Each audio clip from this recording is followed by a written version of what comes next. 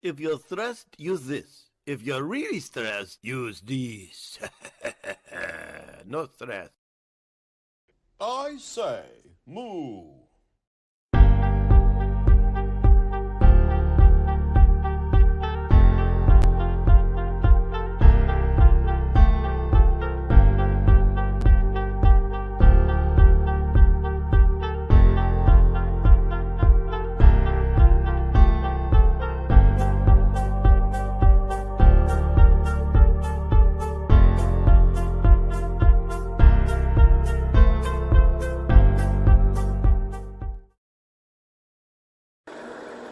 Information's out there. All you have to do is let it in. The Incredible Hulk will not be presented this evening.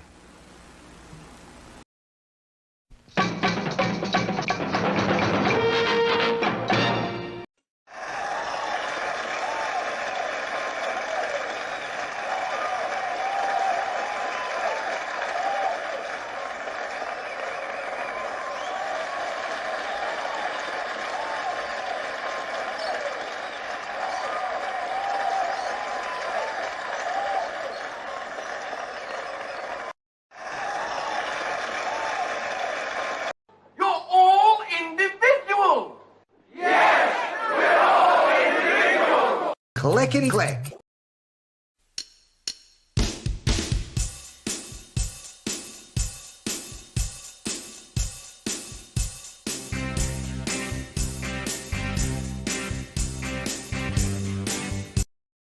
Crank up the music.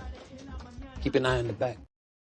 Presentation is provided to you to amuse or entertain, and not to conform or inform. The content on this channel should not be used to replace professional, financial, medical, or legal advice. All footage taken and used from public sources follow the Digital Millennial Copyright Act of 1998, and therefore no breach of privacy or copyright has been committed. This show is sustainably sourced and not affiliated with any community, club, fraternity, or gang. Your cat may vary. Moo.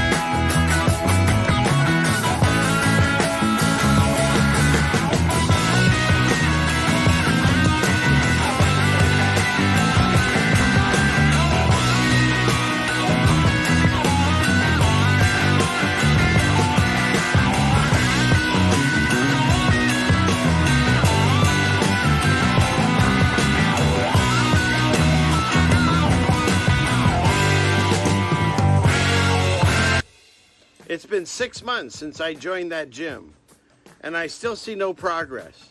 So tomorrow I'm going to go there in person finally and see what the problem is.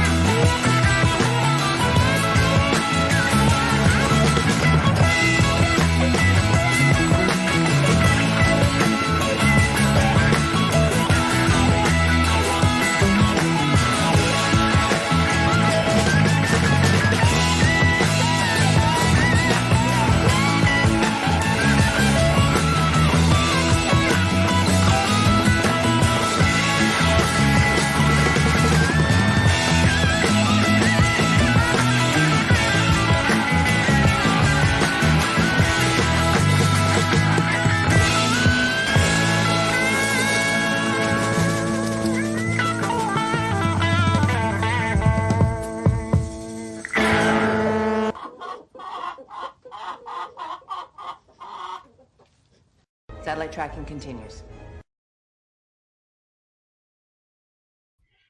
Wow. Wow. Hey, everybody. It's Friday. Whoop, whoop. We made it again. Woohoo! I hear this other wife out there. Woohoo! I might need more coffee already. But we made it again. We're on the right side of the grass. And I've had a little technical issues trying to get on tonight. But here, let me clickety-click and get and see you. Clickety-click. All right, there we are. Hey, everyone. Yeah, the camera was all snafu'd or foobarred or whatever you call it. What does Jen say? Muffed up. And I couldn't get it working. So I didn't want to have to reset everything and lose all the tabs that I have because, as you know, I have thousands. And that might be a bit of an overreach. You know, my mother told me 1,000,000 times never to exaggerate. And so, anyways, yeah, I was able to, you know, I prayed on it. It worked. So, but then I'm having issues over here because I have this screen open so I can see the chat and stuff. When I'm by myself, it's hard to share screen and do all that and see you back there or up there, in there, wherever you are. And so I got that fixed. I couldn't get Rockfin going because it shut that. It was a mess. But I do believe I am streaming right now on Rockfin, Rumble, and yeah, hi Dennis, you're over there in Rumble. I'll say hi there. Hi. I'm still learning Rumble. Are you on Twitter? No, I can only do 3 because I don't have the money to buy the big package. So yeah. So but yeah, I'm on 3 right now. And so I'm doing my best to get it all going. And my lovely wife, she does wonderful things like not just filling up my coffee, but look at this. She was making, oh, it's all over my keyboard now. Whatever, clickety click. She was making this, how do you say it? Focaccia bread. So we're going to be eating on that, hopefully with my mouth closed. When you're there. Ask Melanie what? She's not here yet, is she? She said she was going to be. The bread. Oh, okay. But I thought you knew it. But anyways, so yeah, so we're up and running a little bit late, but that's okay. We'll get the full show in here for you. We won't. I won't skimp on it. I made a little video in case we need to do a bathroom break, and then I also have some new little stuff that I put together. And then we got a bunch of tabs and some photos and some things, and hopefully we'll have a good time. And along the way, maybe we'll learn something.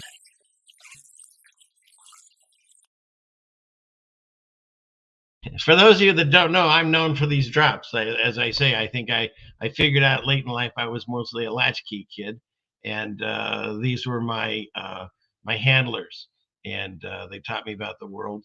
And so now, like certain things happen, and I remember things and come across them. And anyway, so this is how it is on this show. And but here we are. And so here we are. And that's the updated one because Jen doesn't like the original one. And I saw she was in the chat. So thank you, everybody, for being here. Yeah, I was tardy. Yes, I was tardy. Okay. But yeah, it does look, I mean, I can't wait to try. Okay, her.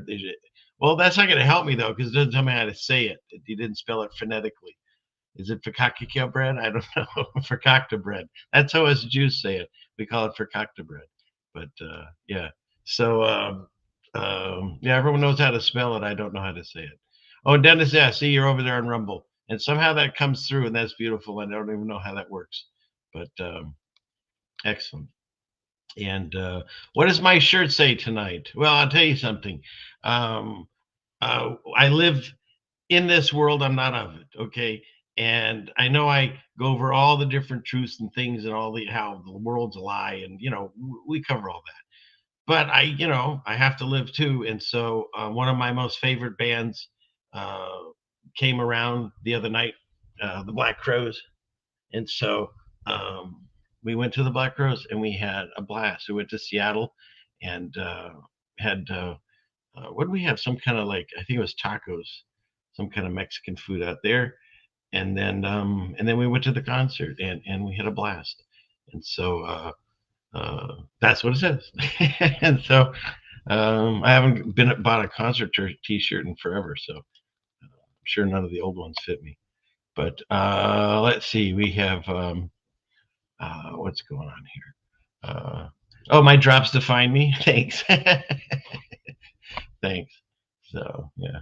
So anyway, and there's new names in here. If you've been here before, I'm not familiar. You got a cool cartoon with a guy in a tree. So nice to see you, Jason. And a lot of new. Okay, what did we? Caca bread? Oh, come on! I don't believe that's true. You know what? Where's my guy? This is what I say on that. Bullshit! I don't think that's what it's called, at least not phonetically. So, let's see. You can't hear me when I play this one? Why is that? Only you, or is everyone? That's interesting. Let me know in the comments if you can hear that one or not. And this is chocolate tequila cream. He must be talking to someone else, but good to see you, pants. And you really weren't tardy. I was, so we're good there. And yeah, that's like one of their big ones. Hard to handle. She talks to angels. Remedy. That's usually their closing song. So all right. So where are we at? We good? Okay. Yeah, tacos and Black Crowes. It's a good combination. Oh, and you know what? Let me find that tab as long as we're mentioning tacos and Black Crowes. Let's see if I can find it now. Everything's all mixed up. My friend is watching right now saying, see, you should put them in folders. Okay, it's right there.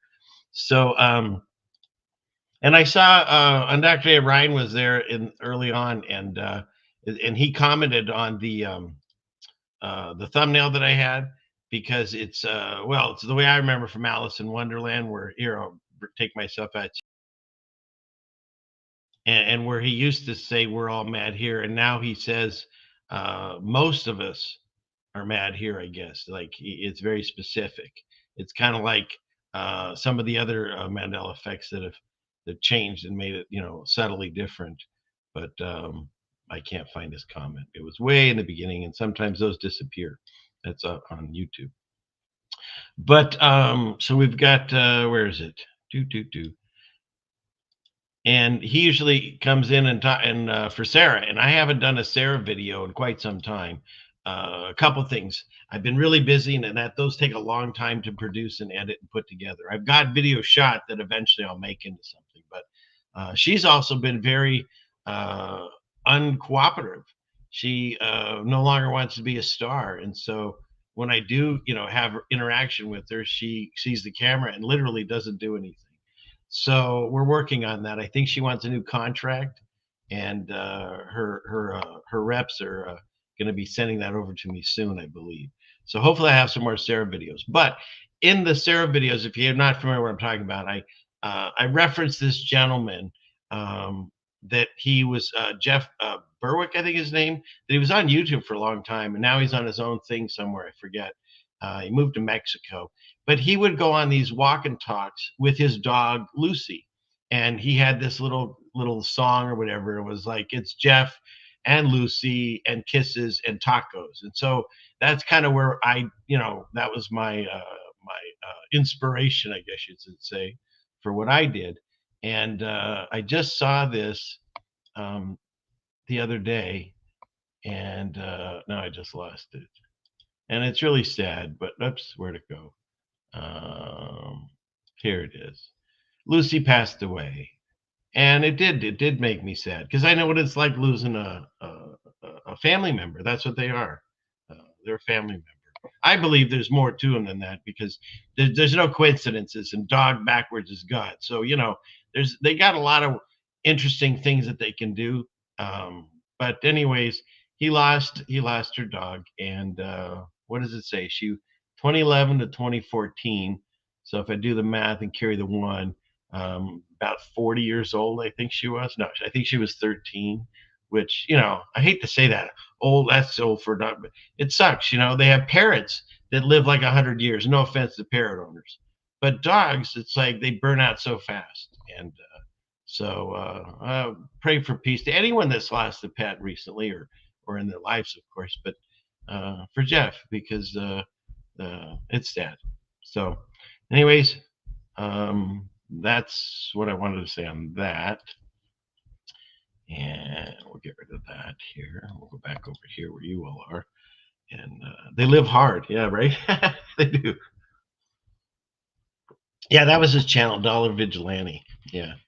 And wasn't it sweet watching her run around with him? It was so funny. Yeah, kisses and tacos. You come for Sarah too? I know. I'm working on it. It'll take a bit, but yeah. Okay. So we get everyone. Okay, I think we're all good there. So what shall we start with? Let me get rid of this. We'll go over here to photos. All right, let's get into the photos and see where it leads us. And then we can go see, let's see, too many clickety-click buttons. Where's my rock fin? It's okay. Okay, so we're good over there. And I don't know why you can't. Ryan is saying he can't leave a tip in Rockfin. So I'm confused. But I'll try to look into that. But it says that there's tips that already have shown up, and I don't see them. So I'm very confused too. But if you have, thank you. I really do. It does help the ministry. So, but I got to look. Hey, Silent Wife, will you make a note of that? We got to look into Rockfin, what's going on over there. So, and people wonder why I call her that. Because for the beginning of this, she never talked. And then I was shooting a video of a bookshelf we have. And in it, it had a book that she had bought called Silent Wife. So it kind of stuck. So, but now she makes herself known if I get out of line. So, oh, you've been binge watching? Oh my goodness. Excellent. I think. See, and some people want to binge watch me. I force the dogs to binge watch me whenever we take off for a while. I put it on to keep them company. And so, yeah, you can do that too. Yeah, just put on a bunch of my shows to keep your animals comfy, and it helps the algorithm and all that other stuff. So, okay, what are we doing here? Let me get into these photos. We'll clear that off the desk. Let's see. Clickety click. There we go. Not sure if I showed that one last week, but it's a goodie. So yeah, that would be a tough one, I think. Hey, which boxes would you click? Or is it an easy one? Who knows? It could be extremely easy to figure this one out. Okay, what's next? And I didn't write this. I'm just showcasing it. Don't shoot the messenger. But once again, there are no coincidences. But then you can also say that, a man came up with all these words, maybe, but kind of funny. All right. Oh, this one I want you all to play along. If you squint your eyes right now, does that look like a dude, like a Jim Morrison, right? Something like that. But check this out. Look what it really is. Okay, you squint your eyes, you see in the face, you see like a dude or whatever, or a long-haired person. I don't want to genderify him, but it looks like a dude with a mustache and beard. But who knows? But yeah, if you squint your eyes, you see that face. Now watch this. You're not looking at a face. Is that wild? Isn't that wild? Yeah, I think so. Hey, look, it's like that old eye. If anybody could go to the eye doctors, obviously I have to. Melanie always teases me like a big sister, but she's not here. She's tardy. Ha ha. But if the eye doctor would go 1 or 2, 1 or 2, better or worse? I thought it was pretty cool. That was pretty cool. But what is that thing? I'm not sure. I don't know. Okay, how about this? Because this just happened. This guy just married these 2 gals because they're known as 2 gals. Apparently, I don't know what's going on here. But if they get divorced, don't they get 2/3? I think this is correct. So he better watch himself. And did he marry them both, or did he just marry one and the other one has to tag along? Like, how does that work? Ooh, did they wear like a dress split down the middle? Like this half was the bride and this half was the bridesmaid? I don't know. No, Melly gets no late passes. Isn't that weird? Yeah, I don't know if that was a burger. It could have been modified just to make the picture come out, but yeah. So, okay, what's next? Okay, good. So you thought good. Yeah, it was a burger. It was a burger. Yeah, she's skating on thin ice. She always is. Okay. So so what do we got here? Where's that picture now? Let's go here. What's next? Get out of here. And this I found interesting because we keep talking like we've invented the electric car, and yet I've shown on this show that they had them like I don't know, almost 100 years ago, it seems like. But here they had a charging station in 1973. And if you look really close, yeah, there we go. Look at that. Every hour is 25 cents. But the Electro Park. So isn't that something? And I covered this last week, the scam on the electric cars, because even if you can find a charging station, depending on what kind of car you have, some of them don't fit the cars. Just like charging ports on different phones, the cars have different charging points or ports. And if you go to a station that doesn't have yours, well, you're screwed, and not in a good way. There must be some kind of way out of here, said the Joker to the thief. Hey, I thought that was funny. That's why I included it. Oh, my goodness. And we were discussing this, not that we eat Arby's. And I'm not saying I don't have, my own, what do you call it? What is those called? The little thing you don't talk about, the hidden, I can't think of the word. But, we all have our foibles. Mine's not Arby's, but I do remember these commercials. And it used to be 5 sandwiches for $5. You could feed your whole family if you liked Arby's.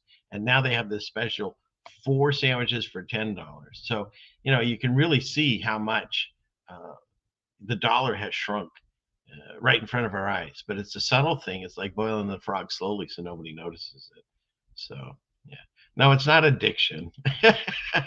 Guilty pleasure. Goodness. Addiction. But yeah. Okay, so let's see. What's next? Where's the thing here? Here it is. Clickety click. Okay. And I thought, okay, this one, not to upset anyone, but I didn't even know some of these words. I didn't know what a trap was. I had to look these things up. So it's when she met her boyfriend, or they, I guess, met her boyfriend, he was kind of transphobic. So I never told him I was a trap, which, you know, that is actually a term that's used for someone that hides that that they have other outlets down there. Then they say it's an outie, not an innie. And so I wanted to wait till marriage to have sex so he didn't find out, and he's a devoted Christian, so he was happy with it. He proposed to me last week, and I said yes. I don't know if this was a good idea anymore, and I had to look this up too. TBH is to what was it? It was truth be told, I don't know anymore. But anyways, it's the people on the internet that I find funny, the commenters. The first comment on this was, the unboxing video is going to be nuts. Come on. Come on. So there's that. Okay. What's next? This one I found interesting. I've talked about this before. Some of this, the fact that everything is called Lucy, and obvious in this world in reference to Lucifer. Okay. And the fact that it's Lucy Ball, Lucifer Ball, basically, BAA. It's pronounced the same, spelled differently. And what I didn't realize, though, is look at this. If you take Lucy and then you take the letters of Fred, Ethel, and Ricky, you get the actual name Lucifer. You can't make this stuff up. It's just it's too funny. It's there's no coincidences. But yeah. That's very true. So there's that. Okay. And where are we at? We'll go here. Oops. I lost it. Dang it. I hit the wrong button. That's how it works. We can go back to that. Clickety click. Let's see. Shoot. Hang on. Let's go over here. How you all doing still? Yeah, isn't that bizarre? Yeah. Yeah. I'm watching too much Gematria. I've been accused of not looking at Gematria enough. You can't win for losing, as they say. So, let's see. Okay, what are we doing here? We are bringing this back up. All right, let's bring this back up. That's another one I do for Jen and anyone that's eating dinner during the show. Because I can, because I care. Okay, so there we go. So we got there. And then this one I've shown it before, but it just fascinates me. I mean, isn't that wild? It's what is the who, or is it just who now? Say, meet the new boss, same as the old boss. So they just change the name of the company and the location. That's all they do. And these I found. I don't know if I shared them before. This is for the Mandela thing, because C-3PO's leg is white now, of course, and this is obviously from the first movie. I mean, you can see it, and oops, and it's gone. And here we go again, and it's gone. One more. What am I doing here? Come on, come on. There's the money shot. There you go. 2 yellow legs. Huh. Oops. The Matrix screwed that up somehow. So. And in addition to that one, what's this? What happened to the other one? What's this? 1978, Mom still talks about that 1970 James Brown concert with a backstage pass. Those that know. Those that don't, we'll move on. But that's pretty funny, I think. Of course, that's why I included it. Here we go. Again, from the first movie. You can't, how do you deny that there's, it won't make it any larger. But you could see there's 2 yellow legs there. That's not white. So. And I'm loving this this new toy company. They're the ones that had like the Fog from the movie Fog. And if you've seen The Shining, she has this one scene that cigarette ash is like ridiculous. And so they made a toy out of it. It's hilarious. All right, what's next? Oh, nothing to see here. Just another evidence of what we either call a melted building or God's wrath, because you can see where the bricks just turn into the mountain because they were cooked out and melted from God's wrath. When did it happen? How often did it happen? We'll never know those answers. But what we can do is see that I mean, you could see the brick layers right through here. And it happened with fervent heat, as God said he was going to do. It melts like wax. And so that's what I see when I see all these things melted. I don't know how you can see anything else. And, oh, here we go. That was the other picture. So what is Chewie doing in this scene walking to get a medal when he doesn't get a medal in the first movie anymore? So I thought that was, I mean, obviously he's not up on the stage yet, but he's walking with them. So just saying. What I remember in my timeline, as Patrick Roberts says, they all got medals, and when Princess Leia, he had to bend way down so she could put it over his head, and then he goes and he roars at the sky, and the movie ends. And of course, now if you watch it, he's not there getting a medal. In fact, because we talk about it, I know in some way the Matrix messes with things in front of us as we discuss it. I mean, Jen and I have talked about it multiple times, but now he actually got a medal in one of the newest ones. The ones that they just made to destroy the legacy of the old ones. Yeah, so he gets a medal in there. So now people would say, well, no, he got a medal. But anyways. And one more. Undeniably yellow from the first movie. So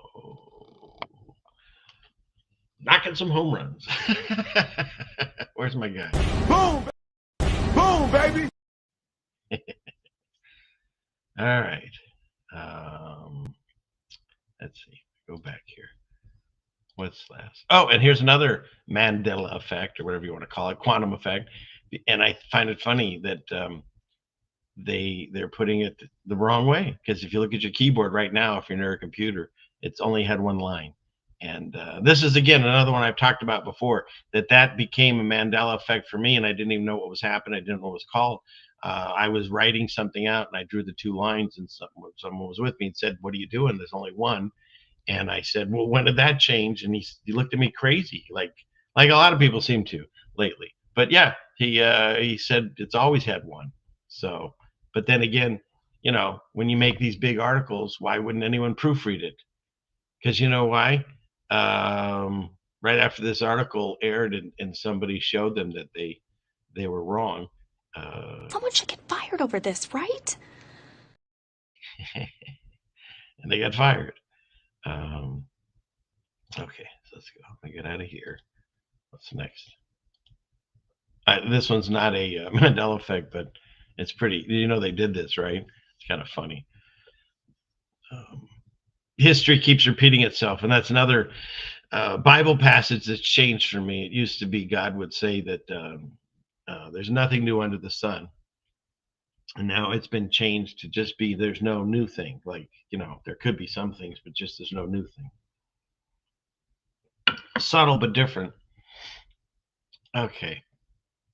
And I've taken more than one picture of this, and explain to me how, if these planes are doing contrails, where to go?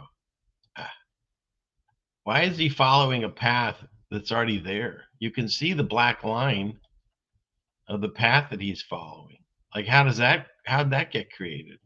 It's kind of interesting, I thought, because it can't be possibly, anything other than it's just got to be a climate change. It's got to be, right? That's what the government tells you. We got to believe them. Why wouldn't we? We can cover this a little bit. You can screenshot that if you want. But yeah, all of these have been created by a man, and that's really the difference. When I discuss the Bible, well, here I've got, my favorite guy Vlad did a really good short video on that, and I'll bring that up and you can see it. Why should I be the only one watching it? Here we go. Click. We'll go here and here and here, and it's here. No, it's here. There we go. Muslims believe versus Christians. Islam says that Quran was dictated word for word to one man, Prophet Muhammad, in Arabic language by Angel Gabriel. And it takes precedence over the Bible because the Bible has been corrupted by Christians and the Jews. Christians believe that the Bible was not dictated, but it was given by inspiration of the Holy Spirit, combined with the personalities of the human recipients of that revelation, to over 40 authors writing in Hebrew, Aramaic, and Greek in Israel, Mesopotamia, and over the period of 1400 years. And that the Bible is the final rule of faith practice for Christians. What Muslims...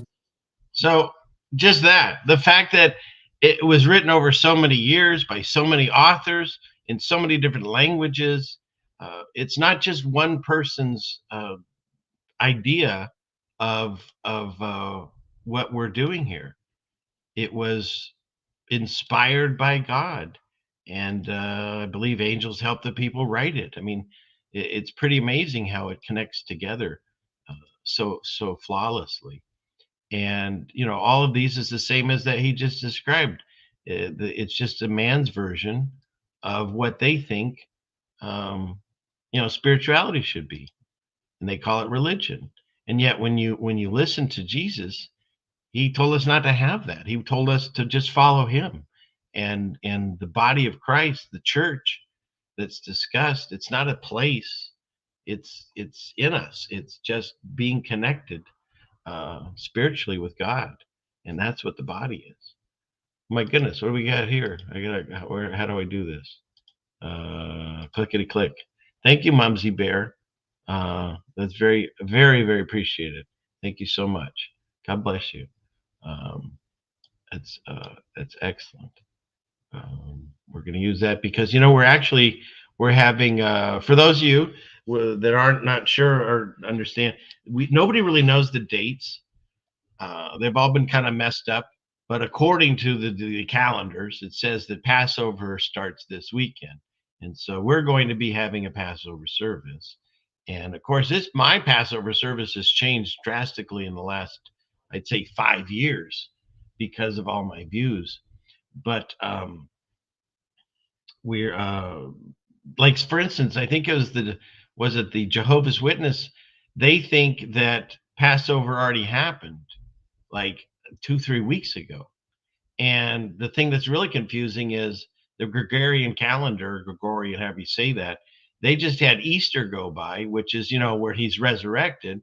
But Passover was when he had the Last Supper. And so it's really confusing when you try to put it all together in our current times. So all I can do is just go with the flow and try to get it close and try to do my best to thank God for all the blessings that we have. And one day a year, I can get, most of my family members together, whether they agree or disagree with anything that I believe in. But it's just a fun day to get together and have good cheer and food.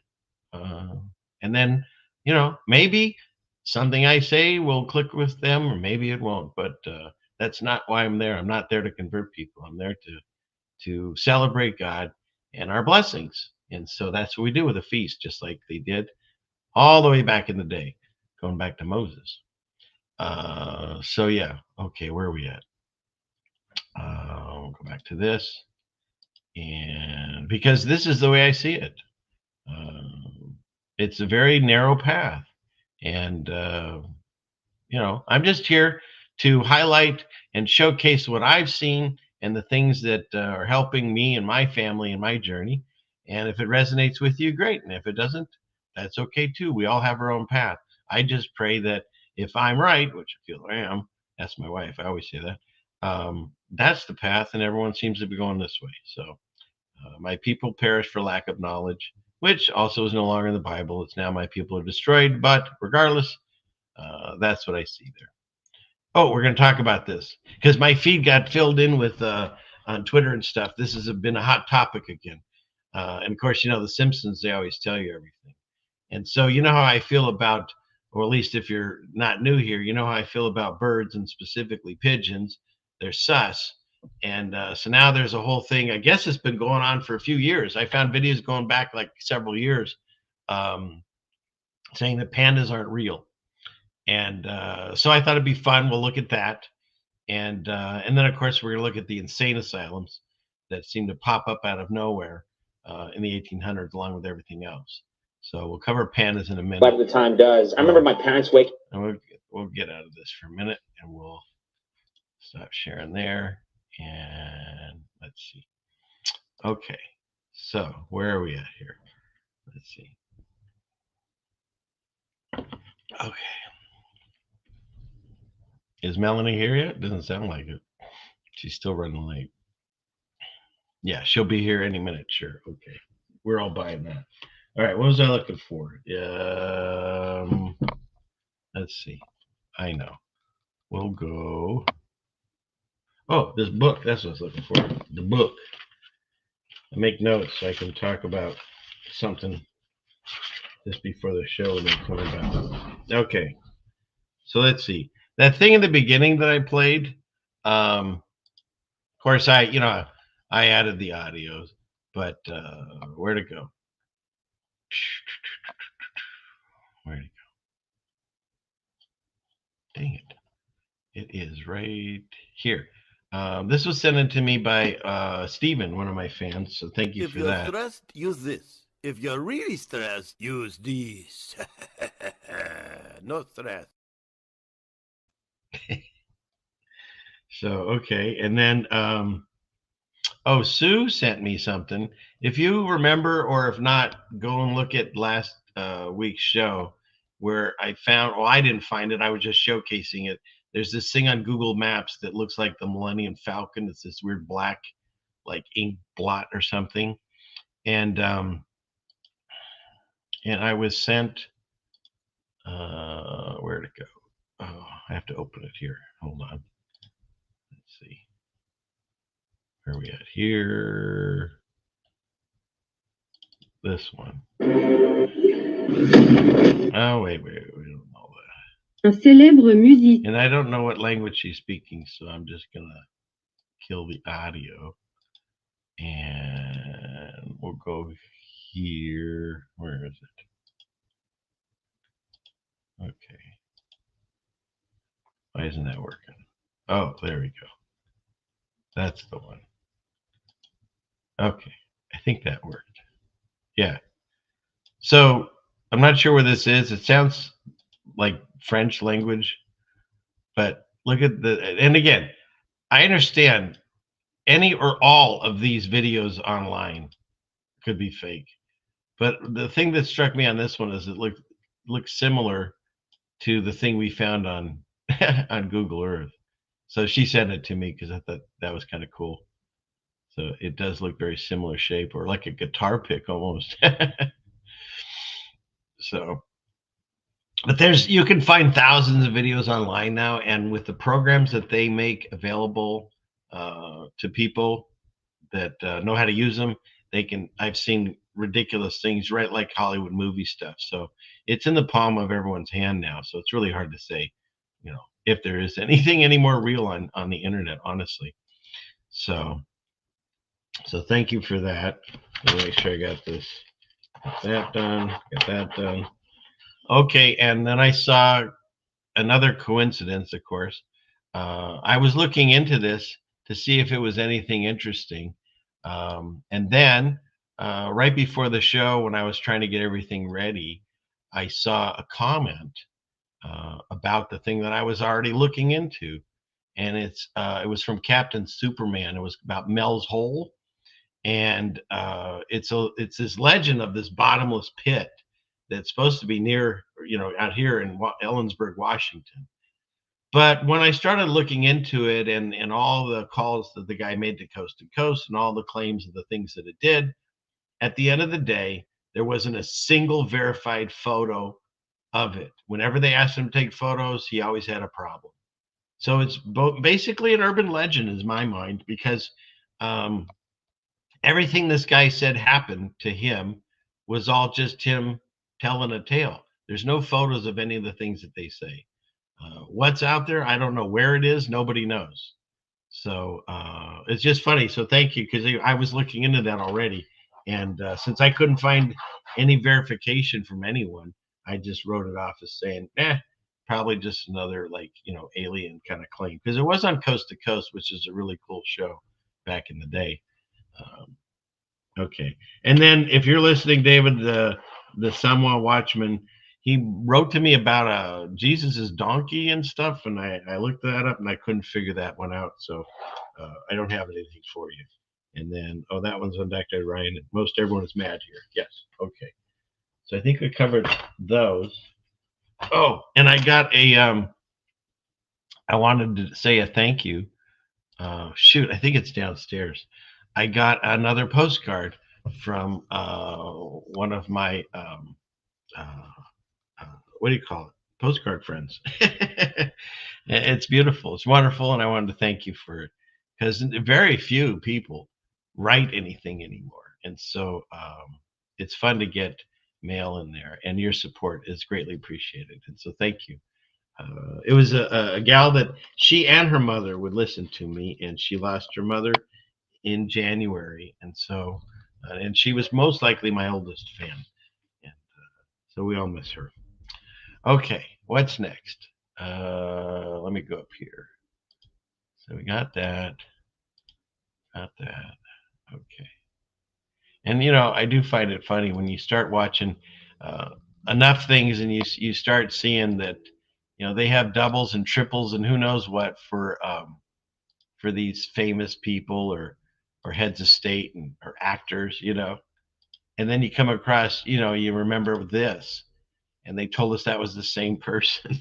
It is really funny. I mean, they didn't even try with him.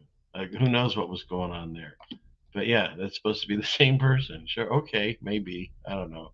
I'm not buying it. It's a little sus to me now, as we say, as kids, as youngins. All right, what's this? Oh, and for anybody that plays video games or people that don't, an NPC, you hear that a lot nowadays. There's people that act like NPCs. Well, and they walk among us, they say, I think we found one. Look at this guy.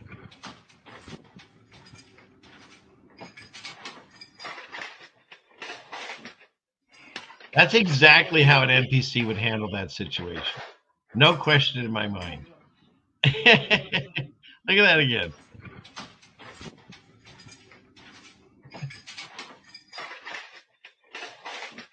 100% NPC. He's NPC. Oh, and I have to stop the show because someone decided to grace us with their presence. Melanie, it's all your fault. I don't feel dirty.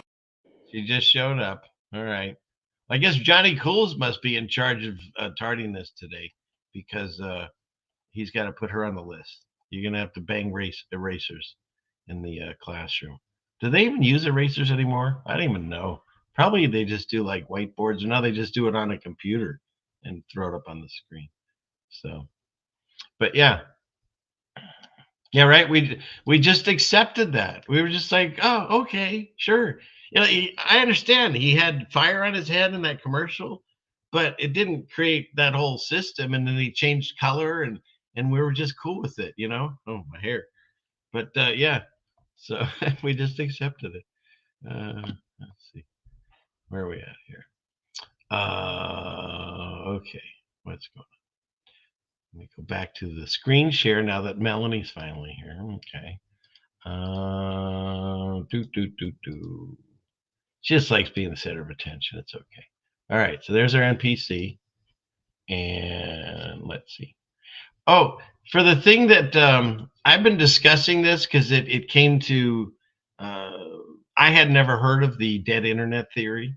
And the more and more I look into things, I truly believe in it. And so I haven't done this, but it came about right before I was doing the show. And look, if this is the real one, which I believe it is him, he wrote that it's a real problem. And so this person said, if you're going to do a Google search, use the phrase before 2023, and you'll get different results. So I can't stare at this any longer. I'm going to take a bite. Oh my God. That's amazing. We got to eat all this before tomorrow for Passover. Okay. What's next? Oh, and as long as we're on the subject of Elon, more problems with the Cybertruck. Sorry. The gas pedals are sticky. So they've stopped deliveries.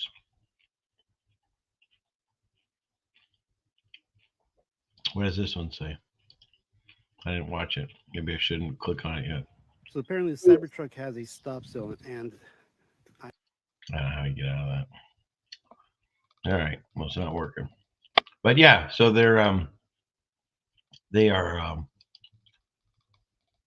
accelerators are getting stuck. So there. Okay. Just that bread was so amazing. Okay, I don't know who this guy is, but I found this really funny. Let's see. Let me click on this here.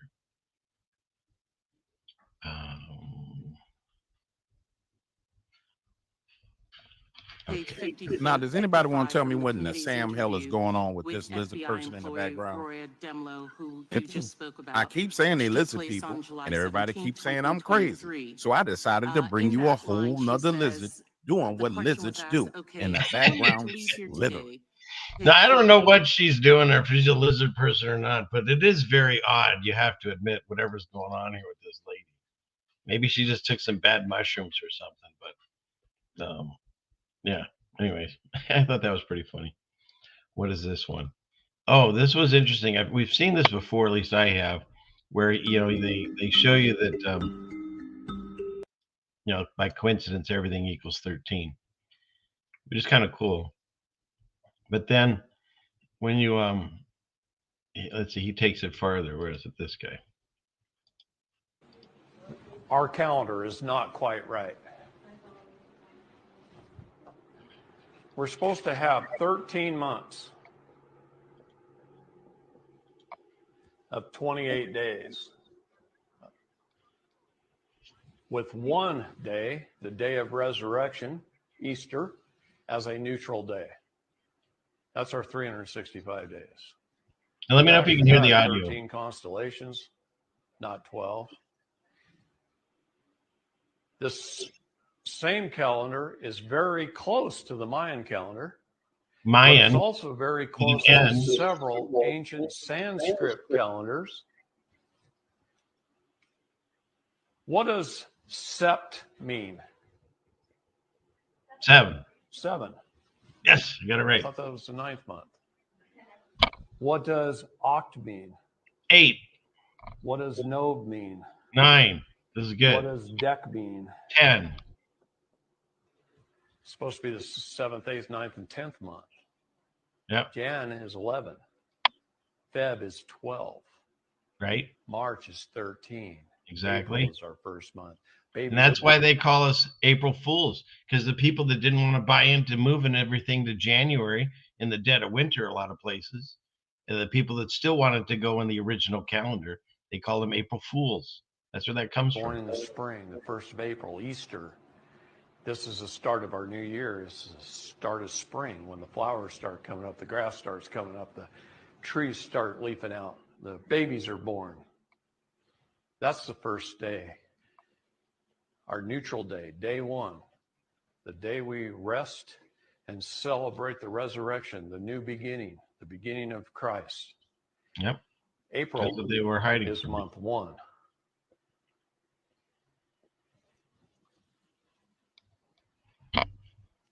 And then we lost a month in there. Where is it? What's it called? We know what it's called. I'm not going to reveal it yet, but we know what it's called. But this is the true calendar. The Gregorian calendar is SMU. Shit made up by man. To keep us out of our natural cycles. We all vibrate at one of 3 frequencies. Did you know that? So there you go. Isn't that interesting? Another lie being told to us. Because their numbers don't add up, right? They got to have extra days in some months. And then every 4 years add a day, and none of it makes sense. And I'm probably going to petition through Melanie, of course, and her friend Beverly, who I got to get back on the show. If you haven't seen that episode, it's probably one of my favorites. The day that we broke the internet is what it's called. But they know Matt Powerland, and he was one of the old school people that helped me wake up to where we live. And so I'm putting this out there. I'm going to hopefully get an interview with him one day because I find it fascinating and funny. He said this. Oh, you know that there's a contest, huh? There's a contest for the last person wearing a mask. It's $1 million. You should go online. There's a contest for the last person in the world wearing a mask. It's $1 million and a day of vaccines. But you got to fly to North Korea. You should look it out online. And they make you an honorary citizen of North Korea. It's a real contest. You might be up for it. There's only like a dozen people left.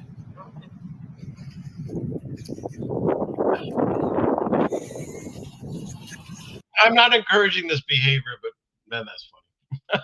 No. Okay. What's next? Oh, how about this? Alexa is a flat earther. Alexa, how can there be a pressurized atmosphere on Earth next to a vacuum without a container? The laws of thermodynamics prohibit a pressurized atmosphere from coexisting with a vacuum without a barrier. As a result, the Earth's atmosphere must be enclosed in a container in order to maintain its integrity along with the vacuum of outer space. Okay. Sounds like a firmament to me. And you know what's interesting about this is we're going to continue to be ridiculed for believing that we're no longer a ball flying through space. Let me stop this for a second. Like they described to us. Oh, shoot. Everything's going away. Like as described to us in this ridiculous model from the past with the guy with the cool beard.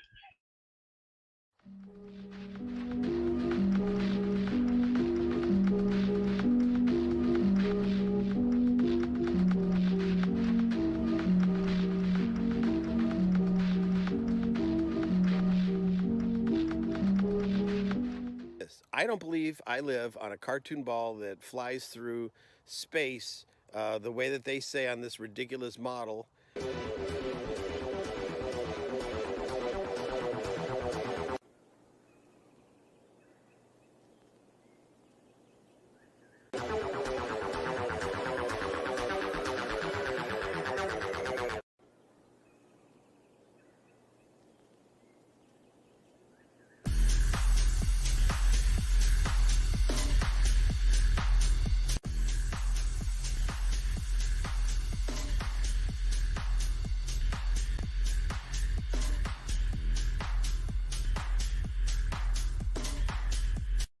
We need to all realize that we've been lied to.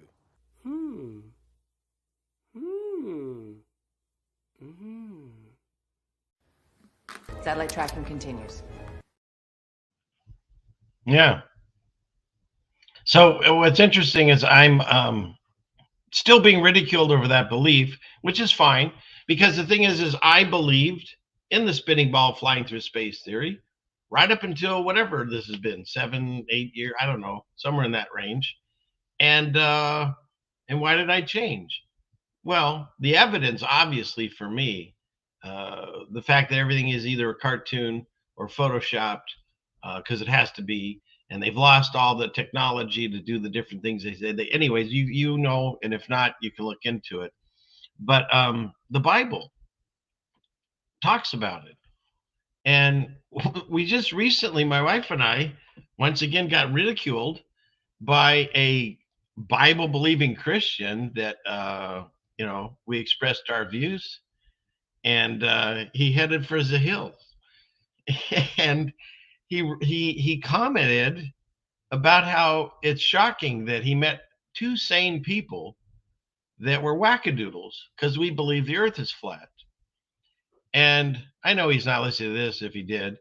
What I would just say is, how can you believe in the Bible, and unless you think that God's a liar, which I don't, how do you not recognize these passages? I mean, going all the way right to Genesis 1, God says, let there be a firmament in the midst of the waters and let it divide the waters from the waters.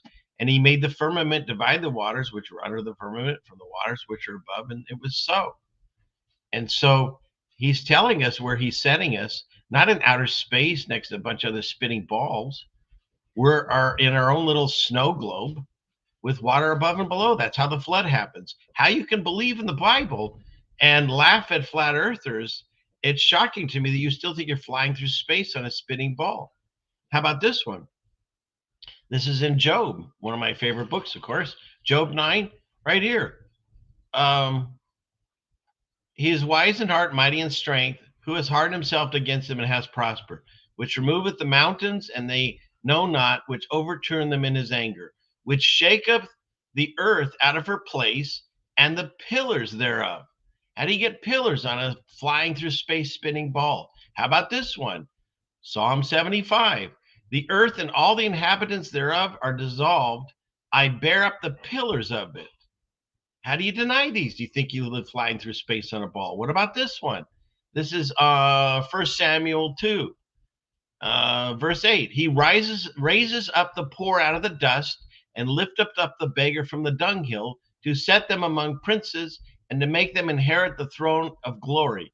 For the pillars of the earth are the Lord's, and he has set the world upon them. You're telling me that our footstool is flying through space, spinning around with a bunch of other balls in space, and you laugh at me.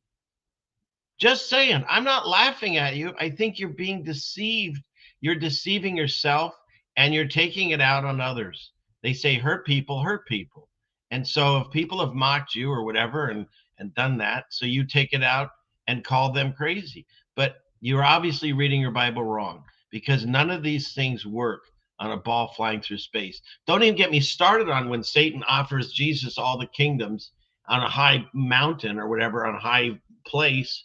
How could he do that if it was around on a ball, right? It doesn't make sense, because Australia, g'day, they're down there. So he wouldn't be able to see those kingdoms. Come on, wake up to this. It's not hard to do, and I'm not upset with you, but you fall into the trap where when your strongholds have been attacked, and you lash out and call people's names. And I've heard it. I've done this for so many years. It doesn't affect me, other than I feel sad that you are so misguided that you're doing it wrong. So that's my opinion. It's my show. Okay. What's next? Get rid of that. Go over here. And Jen, you asked me for a link to something I just already showed. Let's see if I can find that real quick. Clickety click. Let's see. Let me go on here. Hang on, everyone. I'm trying to find this thing for Jen. And I don't think I'm going to be able to find it right away. So I'll tell you what, I'll look for it after the show and see if I can find that, because it's not pulling up right away. And I don't want to do that to everyone. So, but I'll look for that. Write me a note. Okay. All right, Jen? Jen, to you! Okay. Let's see. What's next? You like that? Checkmate? Yeah. Yeah, because they're back on the globe, or the big blue testicle. Yeah. A footstool shaped like a ball. You can't keep your feet on that. Exactly.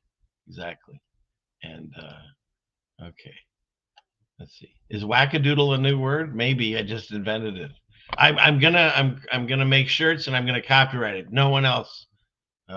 So okay. Thank you. I'll tell them.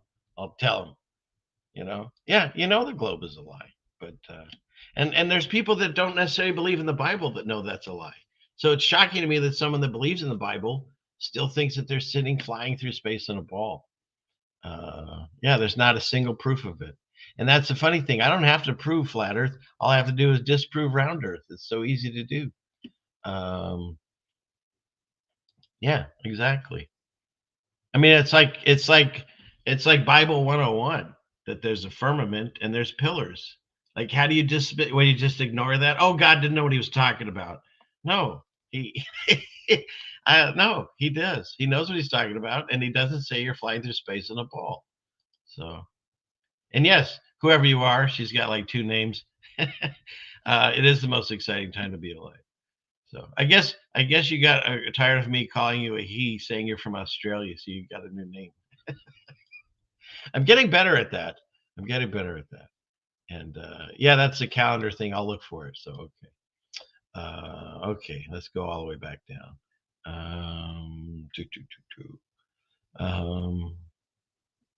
Yeah, right. Did it confuse you, right?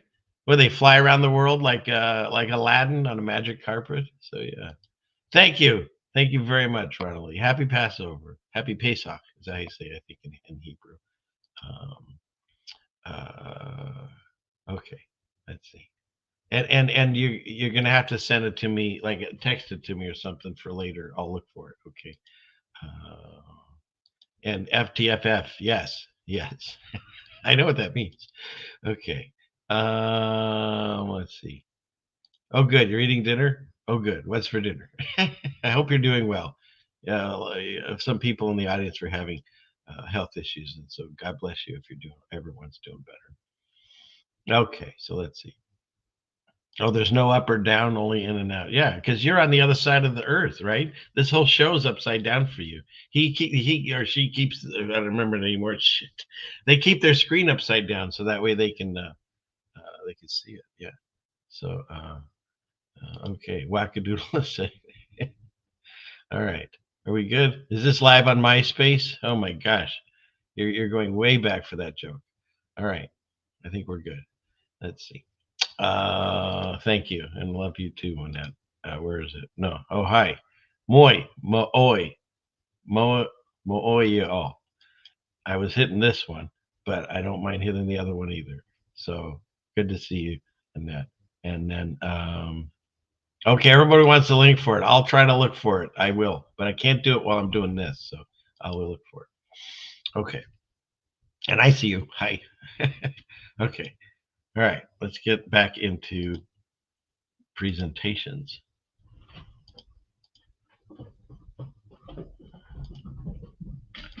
Click over here. Okay, let's see. I thought this was hilarious. I don't even know what's going on, but this guy has a twin brother, and he was getting arrested by him. Look how happy he's so happy.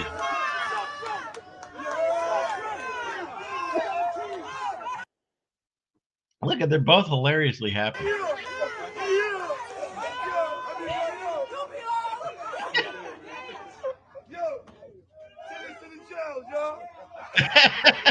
They're taking me to jail, yo. I don't even know what's going on, but that just made me happy watching it. It just made me happy. So, Cecil is Melanie's husband, if anybody's wondering, says right. I'm not even sure. No, that's a joke, but that's funny. And I talked about you earlier. I saw your comment about how it's wrong on the thumbnail. And I also talked about how I'm trying to get Sarah to do things for you, but she wants a new contract, so she's being very unhelpful in trying to get her to do things. So I'll keep you posted as that goes. Okay, what's this?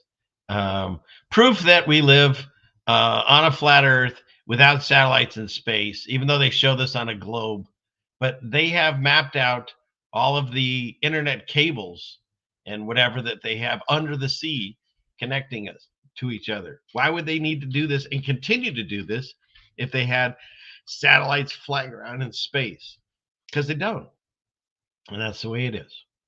So satellites fly in balloons in low Earth orbit, and the rest is done with these underwater cables, but just not on the spinning ball. That's your footstool? I don't think so. Okay, what's next? Oh, and I don't know if there's anyone. I had a fan that lived in Dubai way back when I started this show. In fact, I haven't talked to that person in a long time. I should check and see how they're doing. But if you're listening, or if someone else is in that area, let me know. I keep seeing all these things where they overseeded their clouds, and it's really bad out there. Some of this has been added, the Godzilla effect. But, sound effect has been added. setup.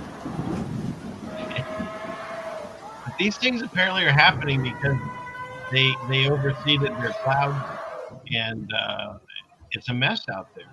If I can believe these videos. Again, I know that the Godzilla sound is bad. Imagine if you were going to go there to a vacation, and this is what's going on. As Steve JMO would say, no, thank you.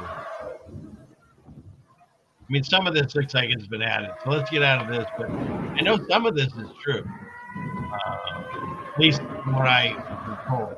Oh yeah, Steven says they've added some stuff. But like, look at this one. Because they allegedly decided to make it rain, but now it just won't stop. They do this thing called cloud seeding, which is basically manipulating clouds to enhance rainfall in dry climates. But as a result, the entire city has become underwater with massive storms flooding malls and residential buildings. Literally, airplanes can't take off anymore, and some are even comparing the rainstorms to the apocalypse. Everything gets compared to the apocalypse, right? So let's see. And then there's this one. Imagine going 1,000 holidays and showing up to what looks like Gotham City now. Look how dark it is. And it's all flooding and it's all underwater. And of course, you know, they say. I don't think it's on the ground yet, but you can barely make it out right there. Right to the left. I'm pretty sure this was fake. I don't think they actually. But I've shown this before that they spent $20 million to do this cloud seeding program. The UAE performs around 1,000 hours of cloud. I mean, this was well known. We've covered this many times in this show. Track the whole process. We met with the cloud seeding experts to explain how the seeding process works. We wait the forecast when we have a good, chance for a cloud. We send the aircraft to that location. Go under the cloud. In the first stage of the cloud, there is good updraft at that time.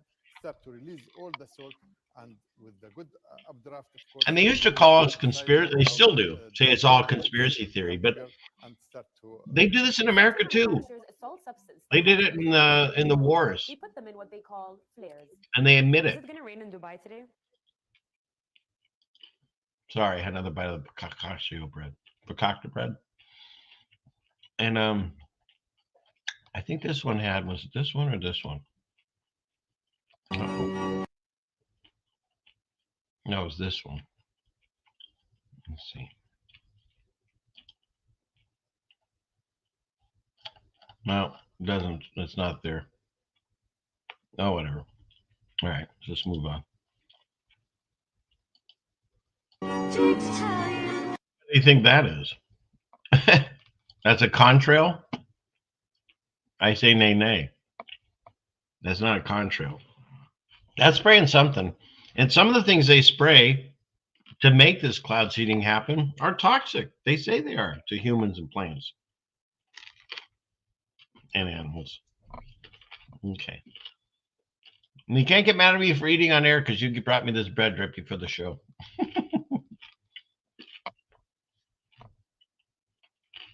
What is this?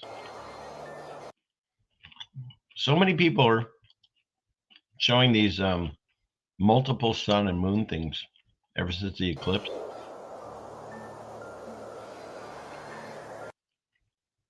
What I find interesting too, I know you can say it's the camera lens or whatever, but when you look at these flares that come off the camera, it has that holographic honeycomb look to it. Like they showed us in the sun simulators, they said they were going to put up in the sky.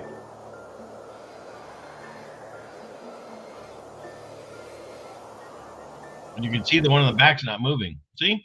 You see that? So that reflection is coming from this thing. Or maybe this thing. Kind of matches this one, but I believe the brightest one is what it's moving around. So isn't that something? Oh, Samoa showed up. He's tardy. I'll play the thing for you, but I talked about you earlier. I don't know anything about the donkey that Jesus rode in on. It's very confusing. He sent me a cryptic message. But look at that. Whoop, where'd it go? Oh my God. Why does it disappear? Oh yeah, the artificial sun. I forgot this person does this. Shows you. You can all look up these patents. I was all the way back when I was doing shows with Steve Jamo. And we covered the sun simulator. He said they were going to put up in the sky.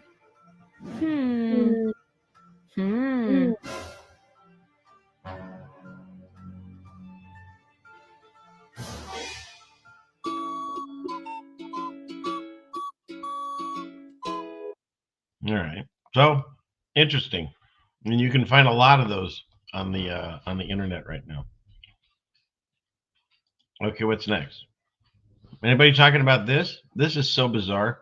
People are not talking about this, but there's going to be a star in the sky that explodes soon, and it'll be so big the entire world will get a chance to see. So there's going to be exploding star, which, you know, when I was starting out with this whole space thing, it was a supernova, and if ours goes, it kills everyone. But apparently this one does it every 80 years. Experts have already started moving past the solar eclipse to now predict a once-in-a-lifetime nova explosion in just a few weeks. Experts have even pushed up their predictions from a couple months out to now just a few weeks, so be sure to add me so I can keep you guys updated. They go on to mention that the TCRB, for short, explodes once every 80 years. So How is that possible? Can anybody explain this? Shapu, are you here? Make it make sense. How does a star supernova every 80 years? I don't know.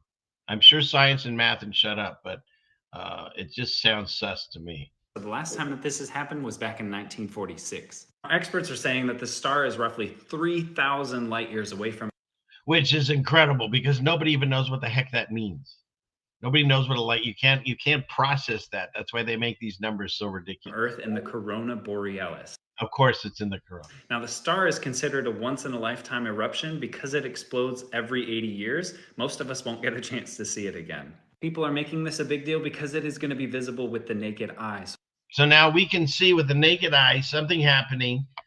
What was it? 3,000 light years away. And how about this?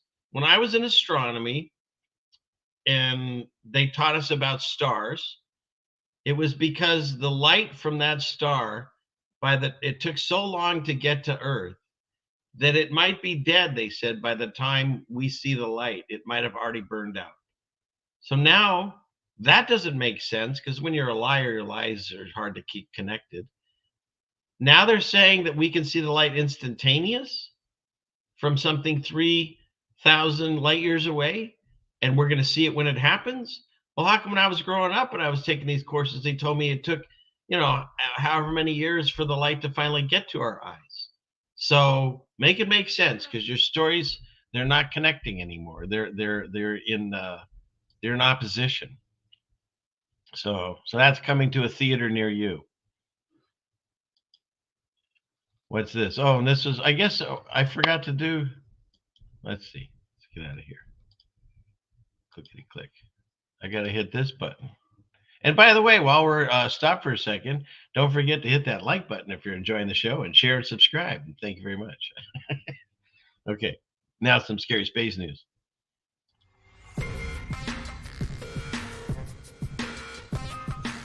This week in scary space news.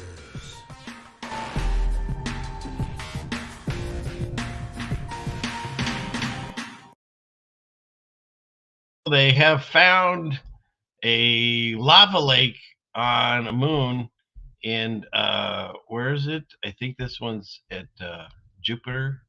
Yeah, Jupiter's moon Io. And what do they say? And a mountain straight out of Star Wars. They just tell you. What did I think William Shatner just turned like 93.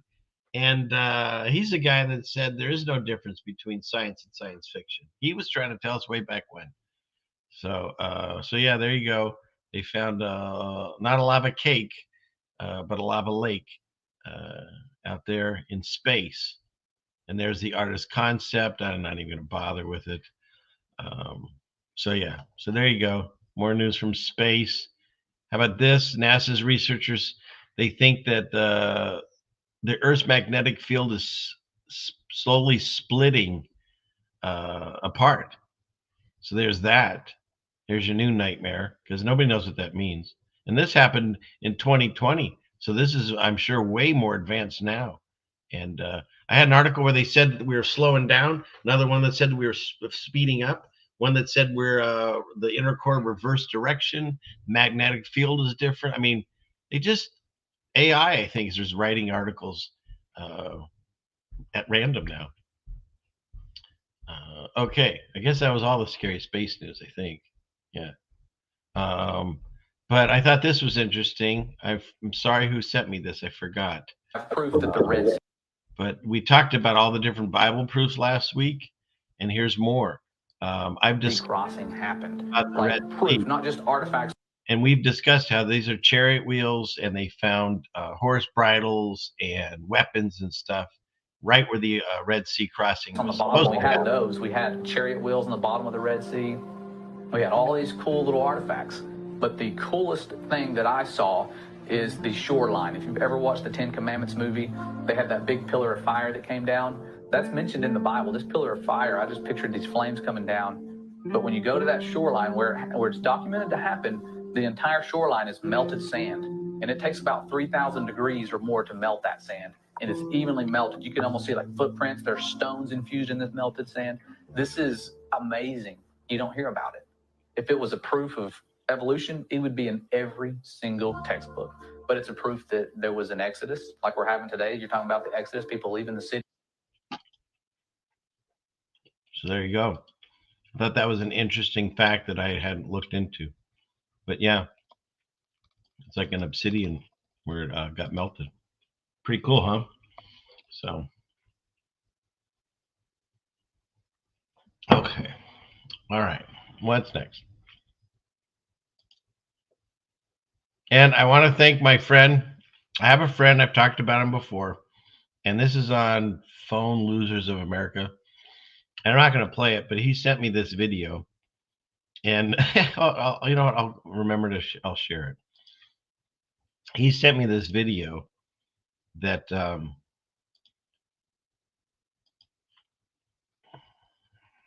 are y'all? We'll go over here. And what it is, it's a prank call. So, you know, it's just for fun. And why can't I post a comment? I mean, I can't post a comment. It's my show. All right, what's going on here? Having more issues. All right, we'll go over here. And what they did is they called up somebody and they just told him to hang up. and every time he would just yell at them to hang up, and he gets really rude and stuff, but their pride doesn't allow them to hang up. And so like the simplest answer would just be to hang up. But oh, I can't put it on Rockfin. Shoot, I'll have to figure this out. Maybe I'll put it in the comments. But they won't hang up. And so he keeps yelling at them, telling them to hang up, and they don't hang up. And it's pretty funny. At least it was, I thought. So thank you very much for sending that. My my brother from another mother out there. That yeah. All right. What's next? Let me get out of this. Is I back on the screen share? No, I'm not. Okay. And is there people over in Rockfin? Sorry, I can't share it over there. But yes, there's 4 people over there still. And we have some over on Rumble. So whoever's watched me on Rumble, thank you for being there. And then we still have the majority of the crowd over on YouTube. Thank you. Holy crap. I shouldn't have looked. There's 150 people here. Now I really got to work better. Okay. Let's see. Oh, and I forgot Melanie. Melanie, not Melanie. Jen, I saw you're still here. So check this out. When I was researching for that person, why can't I not see my screen all the way? There we go. God, when did I hit that button? Okay. When I was researching about all the different flat earth proofs in the Bible for the gentleman that was, giving me crap, thinking he's reading the Bible well. Look at this, Jen.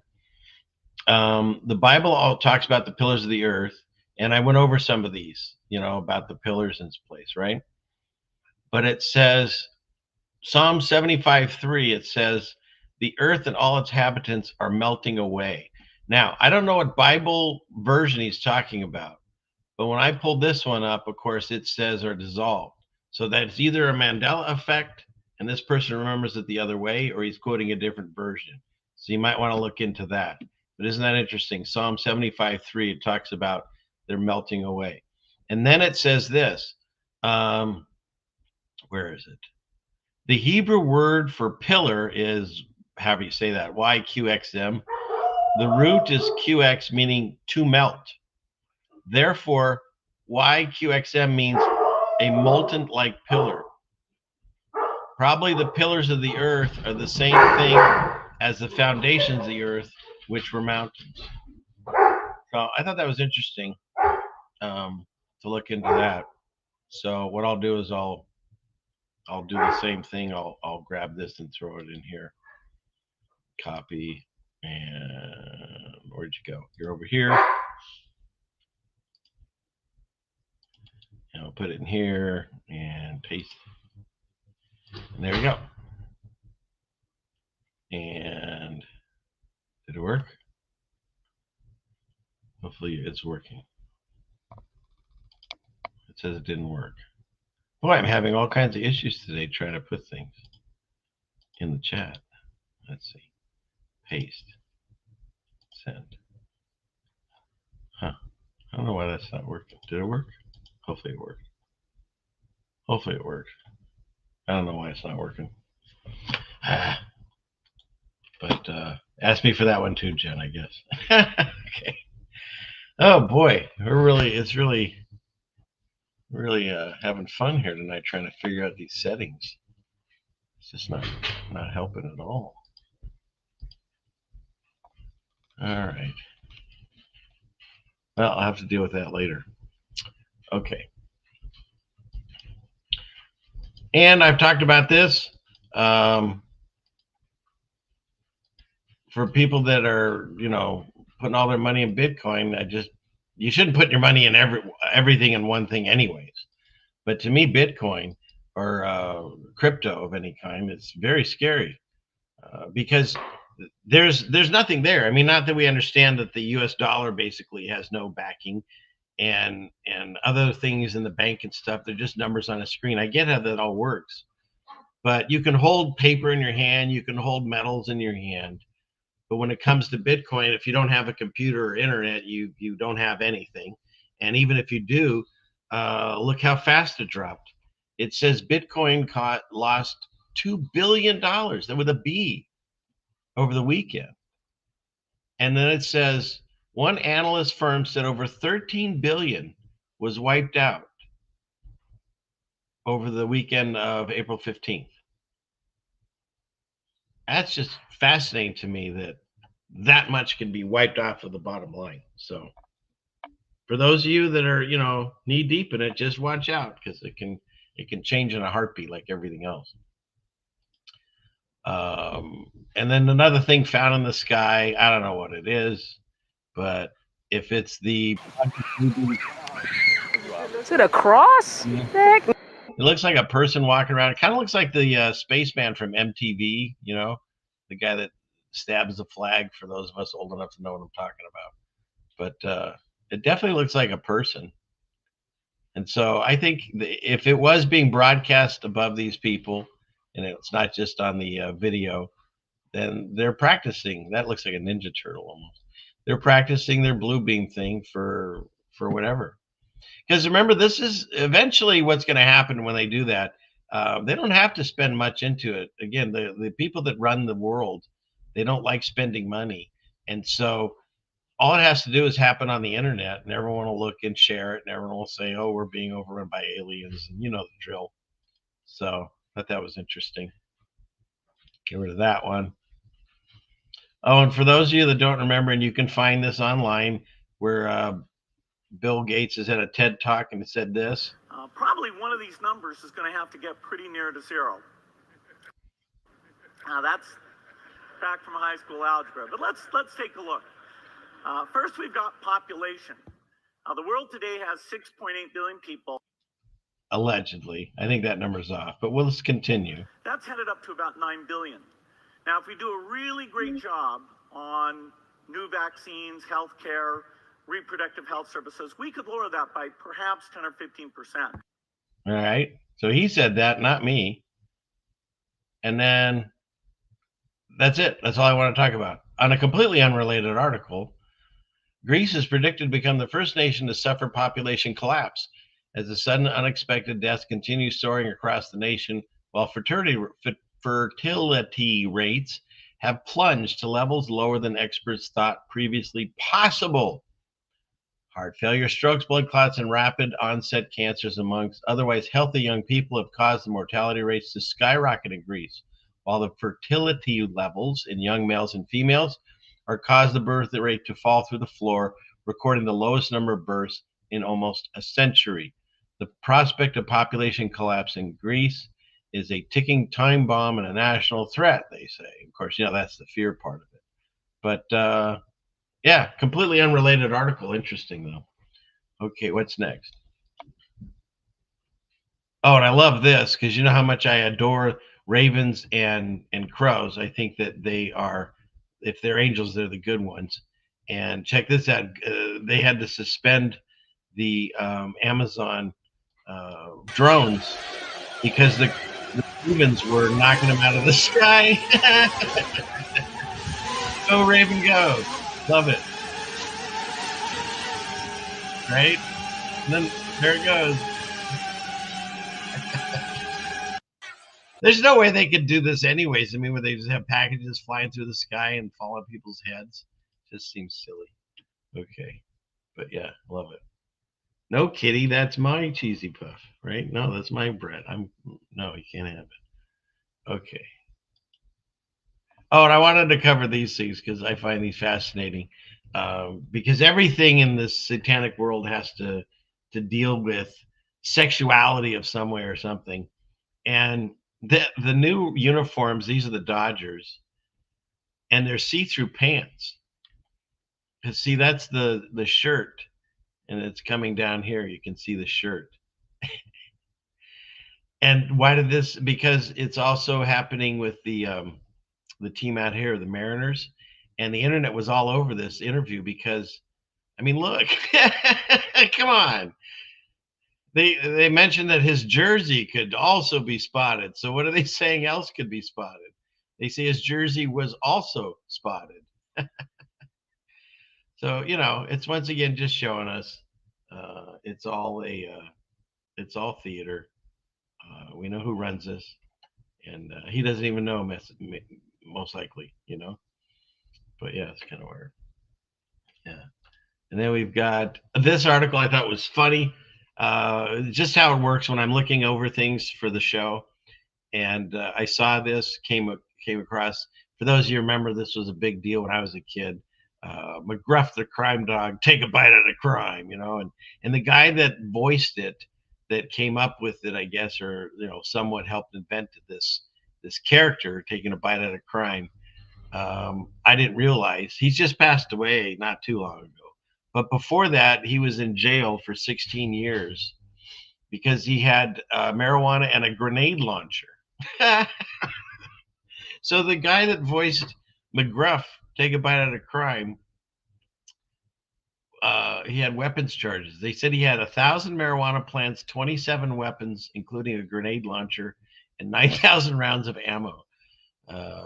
So it's kind of funny, I thought. Ironic. Isn't that what Delano Morissette would say? Isn't it ironic? Yeah. Oh, and Jamie had a McGruff poster. That's cool. Okay. What's next?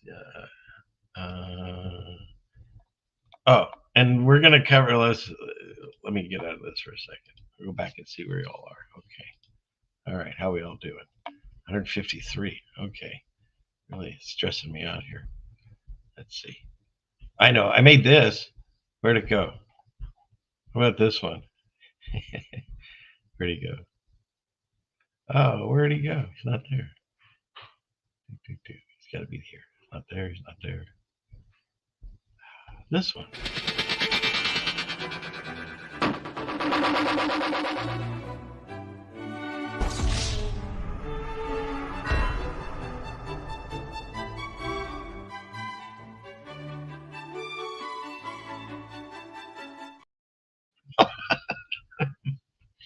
I like how they keep dancing.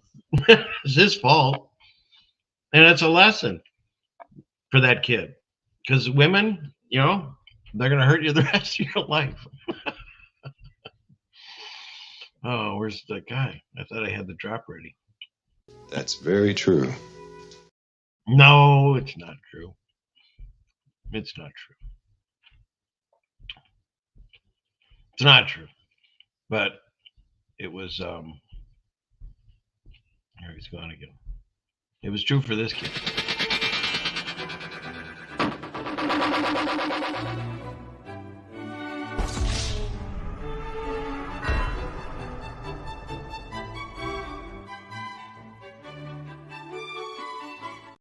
I added the calming music. They actually were dancing to something that was probably copyright restricted. So. All right. What's next? It's kind of slightly true, says Mac. A little bit, says Tarnation. Exactly. Oh, poor kid. He's fine, says Olive. He's fine. Okay. All right. So what's next? The Thigh Master. You guys are funny, you gals and couches. You're all funny. Yeah, NDB. I tell you what, she need the hell out of him. She did. Show must go on, says Jose Nunez. Exactly. The show must go on. Okay, let's go back. Remember me. So I've talked about this before. I've done shows on birds, and oh shoot, this thing's upside down again. There. It's my Rorschach tested Chapu made for me, or Escher. That's my Escher painting. It's never right side up, never what you do. And I've talked about birds, and I totally think there are some of them that are angels, because God, if a third of the angels fell, 2/3 still working with God. And how would you hide it? An army of angels down here helping people if they saw them, because a lot of angels are scary apparently. But if they hid themselves as birds, people don't even recognize birds as anything. And it's funny because if you have a bird at your house and you name it, it's fine. But if you're out in the park and you start talking or naming the birds, then they call you crazy. You know? Well, it seems like everybody calls everyone crazy nowadays. It's a trend, I guess. True. Yep. Yeah, that's true. Yeah. But hey, I'm still learning.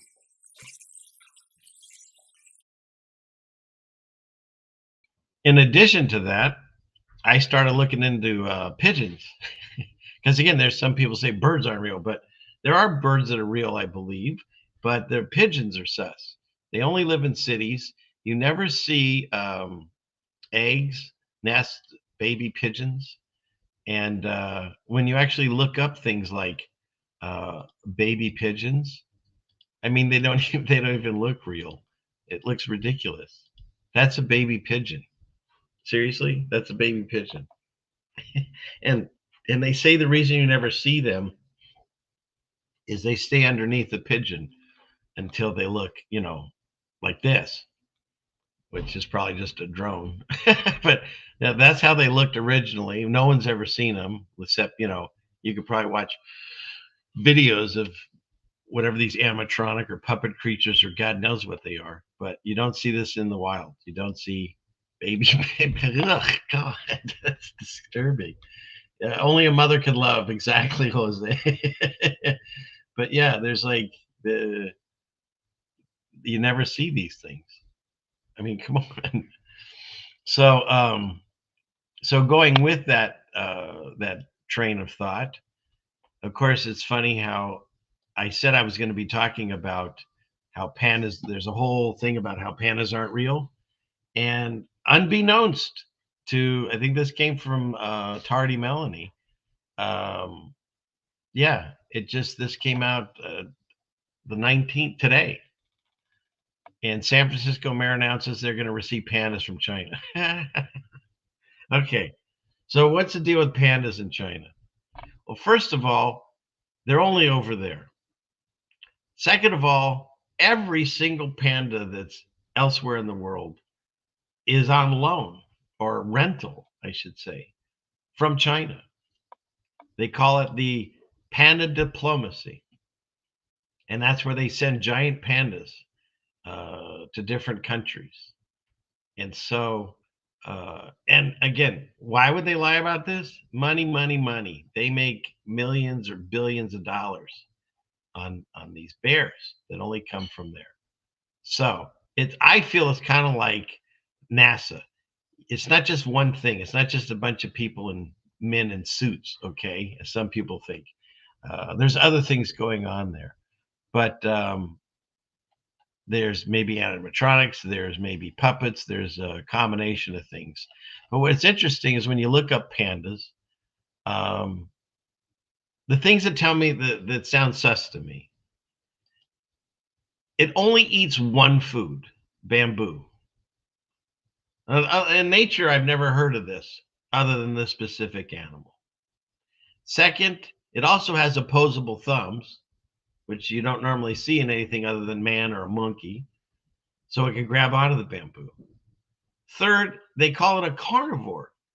So its intestinal system is not sustainable to only eat bamboo, and yet that's all it eats. In addition to that, that's all it does all day. It eats and craps. It says it takes like 40 poops a day, and which may be because it's having so much trouble digesting only bamboo. But it only eats one food. It sleeps all the time, and it craps all day long.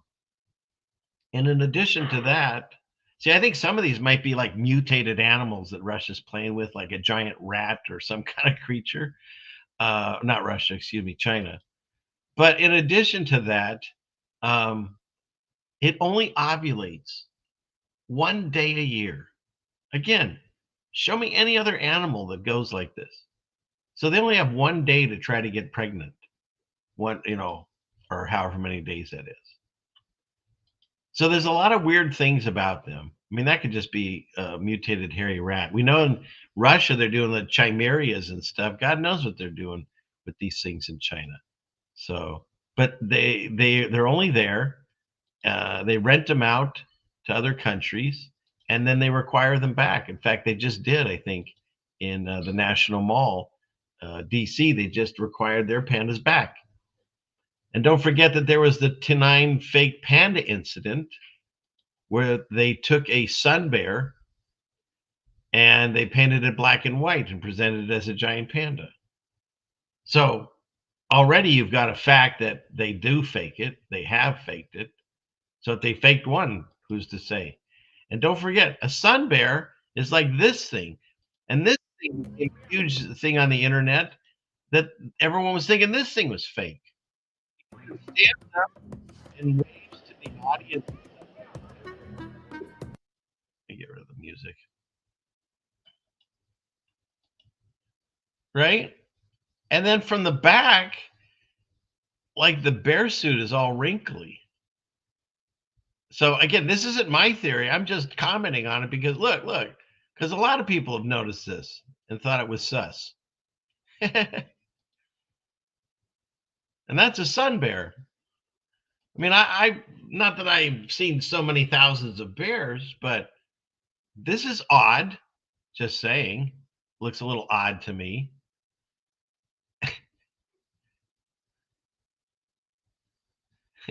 So there's that.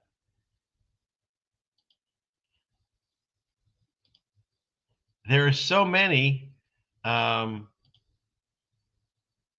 And this was a video that kind of like was the first one that I just saw recently that I thought I'd discuss it because he comes up with the same ideas that almost every family has a panda. Where is he? Is he talking? No, he's not going to talk. Well, he basically says the same thing I just did. So there. I don't know why it's not working. Because it's from TikTok and they don't want me talking about this. That's why. See that? China's affecting my computer. All right, we'll get off of that one. May not be able to play this one either. Let's see. Weird. They shut down all of my TikTok feed. Well, let's get rid of those then. They were working fine. That's so bizarre. How about my ex? There we go. Twitter. Draw me like one of your fake pandas. I mean, come on. Come on, people. That's a bear? Sure. Okay. That's just bizarre. So these probably won't play either. Let's see. Yeah, no TikTok videos play. All right. What about this one? Well, that's not TikTok. So they've actually made the panda bear the face of the endangered species animals. In fact, this WWF is why the Wrestling Federation had to change theirs to WWE. And so, yeah, so the pandas are now the number one thing on this. And so here you go, 10 facts about pandas. It says they have excellent camouflage, black and white. So if it snows, they're good, except for the black parts. And if it's in the shade, the black parts are good, but not the white parts. So how in the heck does that mean it has excellent camouflage? That seems ridiculous. Then you got their eyes are different than normal bears. That's kind of weird. And then let's see, cubs are well protected. And it says they can climb trees, but they seem like falling off of trees all the freaking time. That's mostly what you saw. See, they have the opposable thumb. They eat 10 to 16 hours a day. Bamboo.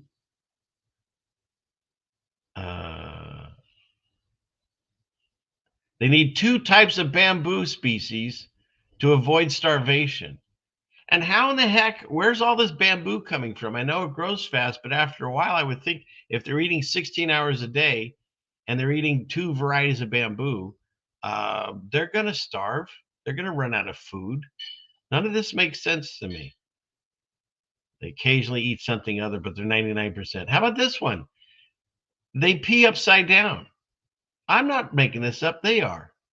They stand upside down and they climb backwards and they pee upside down. Sure. Okay. And they poop 40 times a day. So they poop 40 times a day. They eat 16 hours a day, 2 different types of bamboo, and they pee upside down. There's just so much weirdness around them. Just saying. And yeah, so the National Zoo, they lost their pandas. They're going back. And but if you find the videos I was looking up on TikTok that they won't play, it's just a whole bunch of panda bears falling and rolling around and stuff. What is that? What was that thing? Is this supposedly a baby panda? Where'd it go? Show yourself. That was weird. See if we can find Pandas came to Washington. I've made kind of a wildlife organization that sponsored this. Let's see. Where's that picture? I don't know. Oh, that thing. Where'd it go? That's a panda? I think they just colored a rat. I don't know. Call me crazy. But everybody does, so it's fine. We're all mad here. That's what they say. They used to say. Now most of us are. I guess I'm included in the most. So why did I say that about this, the thumbnail and stuff? Why was I saying we're all mad here? Because I was watching this one video, this new gentleman that I've been listening to, my lunch break. And again, if I showcase someone, it's just this video. He has some ads and stuff that I don't believe in, but other than that, he's bringing up this point. And again, Tartaria, don't forget, that's just like the Mandela effect. That's the word that they've thrown on us that we have to use if you want people to like click over to your video and see it. But Tartarus was a place basically in hell. And so it's another one of Satan's tricks, I believe, to make us use, his word for these crazy buildings that we see. And he brought up a very interesting parts in this. I'm not going to play his video, the whole thing for you, but it's called My Lunch Break. Is his channel. I'm having trouble dropping things in the chat. I'm sorry. And when you look at all these old insane asylums, as they called them, they were all built in the 1800s. And there's very little evidence that anything was built in the 1600s or 1700s, whereas most all these popped up in the 1800s. It's almost like we all just went insane in the 1800s, and they had to build these monstrous castle-like things. And let's see.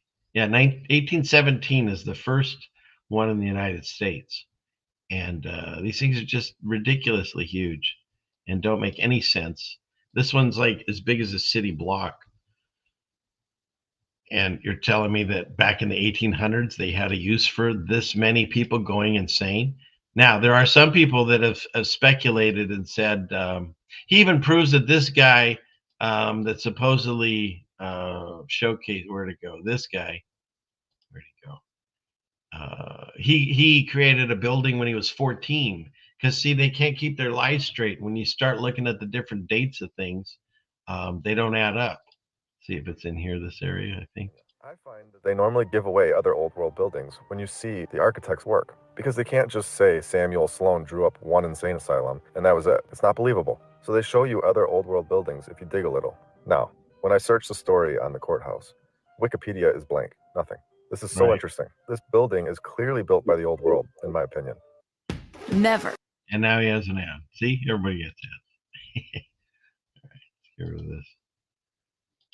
Go ahead and play your ad for 4 seconds. 3, 2, 1, bingo. Okay. Okay, let's see what else this guy supposedly designed. The Eastern State Penitentiary. So he's in the business of designing castles as well. Look at that. Look at that. That's a prison. Sure it is. They just found these things. That's why they say founded, and repurposed them. Is this a joke? This is literally a castle. It's not a jail. It's a castle. 100%. This thing is massive. It's literally a fortress. Samuel Sloan was born in 1815. This castle was built in 1829. So he was 14 designing castles? That's what I'm saying. See, the narratives don't work when you start looking at them, because they've lied to us and we just accept it. But no, so at 14 years old, he designed this castle for a prison, apparently, or a mental institution, a 14-year-old. And a lot of times they use prisoners to build these things. And when did they get like amazing skills? Like what colleges did they go to suddenly learn how to build these things? Because it seemed like everybody in the 1800s instantly knew how to build this stuff. And we can't recreate this stuff today. They're just massive buildings for, let's see, most replayed, was he say? I want to show you guys this guy, Richard Snowden Andrews, born in 1830 in the District of Columbia. He fought in the Civil War. He was responsible for being the architect for a church. Looks nice. Weston State Hospital, which I'm going to get into. A high school. Nice. Normal. A governor's house. Good. Okay. Looks nice. Then what is this? Did he get the blueprints from God? What school did he go to in a few months where he learned how to design this? Out of nowhere. He knows how to design Greco-Roman style buildings. What is going on here? Time to talk about Weston State Hospital. The construction began in 1858 in West Virginia. Snowden began his architectural career in 1857. So this was his first project. And of course, here we go again. If you've seen my last 12 episodes, you will be extremely excited to hear that the prisoners were responsible for the construction. The prisoners. The prisoners were just so skilled and superior in the 1800s. Everyone knows this, of course. And our prisoners just make license plates now, right? Someone said that on one of my shows. And here we go. The grounds covered exactly 666 acres. What a coinkydink. Is anybody shocked about that? I don't think so. People were admitted into this insane asylum for a variety of reasons, including asthma, laziness, egotism, greediness. Are you kidding me? Laziness? Let's really put a pin into this theory and show everyone what is going on here. I mentioned that these buildings are found and repurposed. And are you ready for this? Efforts towards adaptive reuse of the building have included proposals to convert the building into a Civil War museum, a hotel, a golf course complex. Can this be any clearer? From this point on, when we say that they find these buildings and repurpose them, this will be referenced as undeniable proof.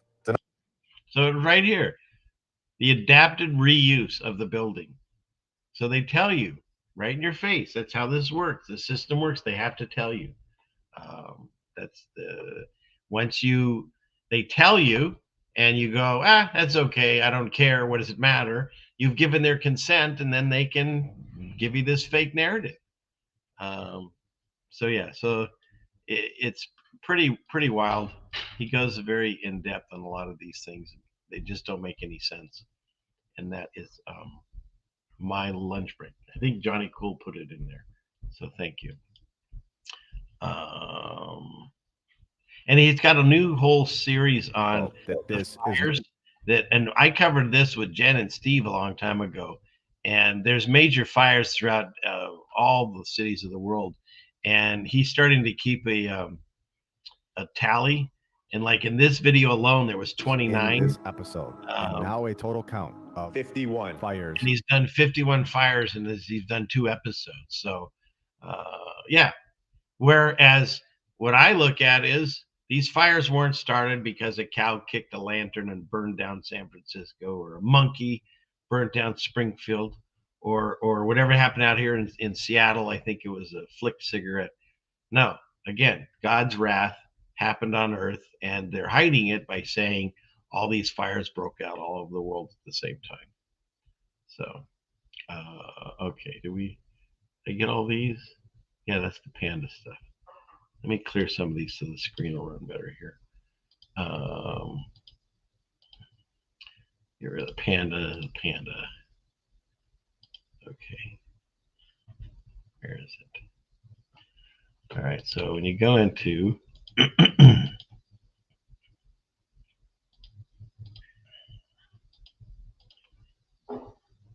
this one.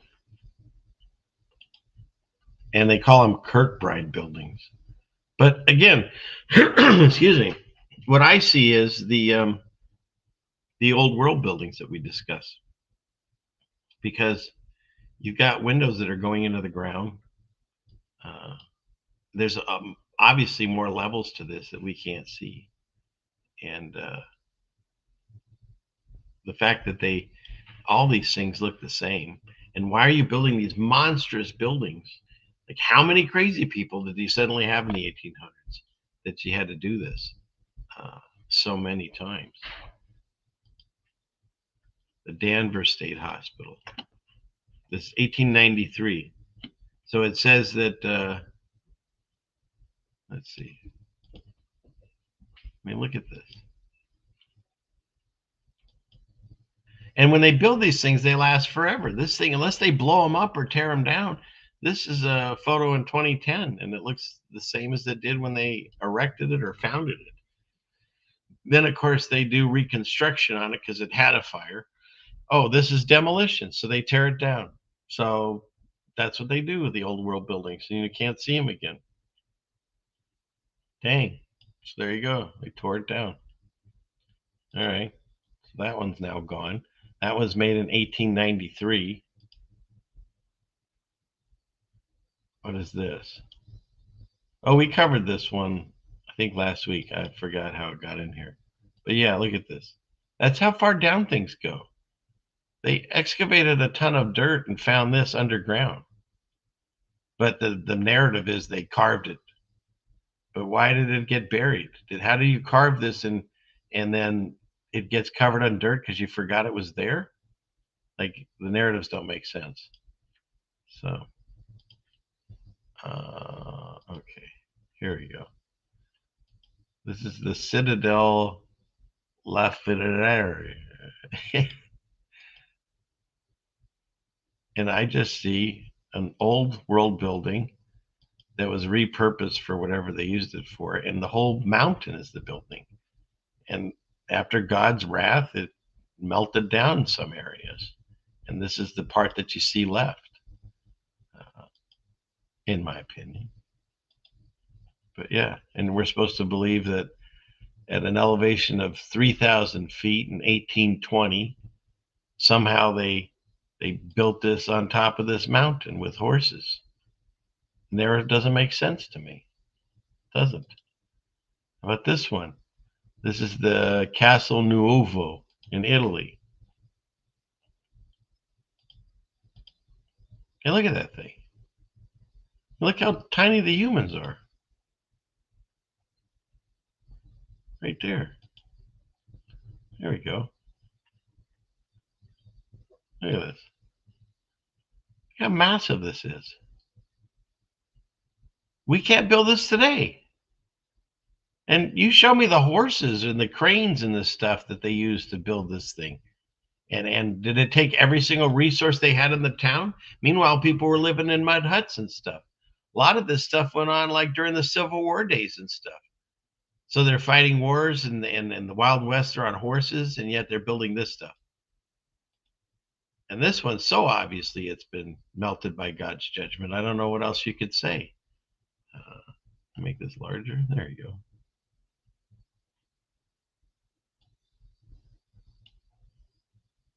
See, you got the brickwork. See if I can get it over here closer. You got the brickwork, and then it works. You can even see the arch right here as it's getting melted away. You telling me that somehow they built this, and then some guy climbed on the face of this mountain just to carve this thing on the side? Come on. It doesn't make any sense. As Shapu says, make it make sense. This totally looks like it got heated and these things started arcing down. You can see that. At least I can. It melts like wax in the Bible. Well, there you go. That's what I'm seeing here. Make it make sense. And then Shapu, speaking to him, he sent me this. And it's this place called Mount Richards. Of course, it's always a Richard. And let's see if we make this larger. And where is it? You know, just like when Jen and my wife and I were at the ape caves, we were finding red bricks everywhere. And if you look long enough on this video, there's red bricks popping through stuff. Somewhere here you'll see it. Yeah, here we go. I mean, they don't explain how these things turn this color other than I don't know, heat oxidation, whatever they say. But look at, they're totally brick shapes and they're red because the whole mountain is the building. After God's judgment, this is all you have left. Look at those. I mean, there's steps. So yeah, you can argue that the millions of years and tectonic plates caused sedimentary layers to pop these mountains in the air.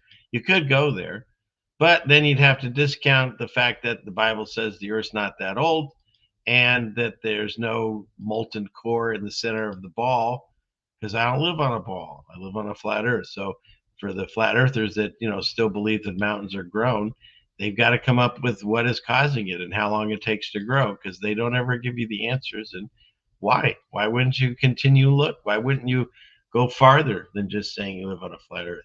How long do these things take to grow, and how do they grow, and what's the catalyst that creates them? Whereas on the other side, the Bible tells you exactly how old the Earth is and how these things were formed, because they were melted down, in my opinion. What's next? And I don't do Facebook. I do have an old Facebook that I was able to log into and see these things. Once again, if there was a great flood, like it says in the Bible, that would explain why you find all of these cities underground.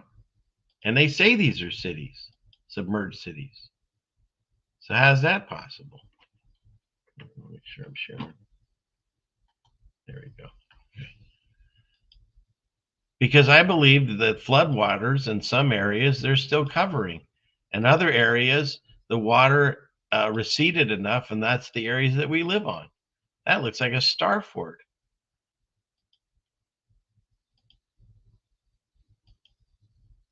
So, and they're just massive structures underwater. And this is over in the area, I guess, near Taiwan. So there's that. Look at this place. This is called the Floating Palace. I believe this one is in India. And it's just in the middle of the water. You have to get to it by boat. So unless you're telling me that the water filled in since they built it, they had to like somehow transport all the bricks and stuff over the water. And why would you build these so that like half of this is like heading underwater? Let's see. Comfy over there. Look at it. Those doorways continue. Well, maybe not. That's a line, I guess. But still, I don't know. What do I know? I know nothing. I'm just learning. And I know that they lied to us. Okay, what's this? We already did that.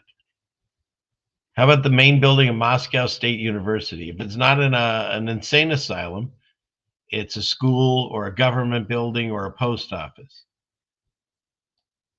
Why would you need to build this? Look at this. And look at this stuff on the top. If that doesn't look like tech, I don't know what does. So you got something going on with free energy and stuff is what I would say. But look at the size of this. It's a school. It just goes on forever.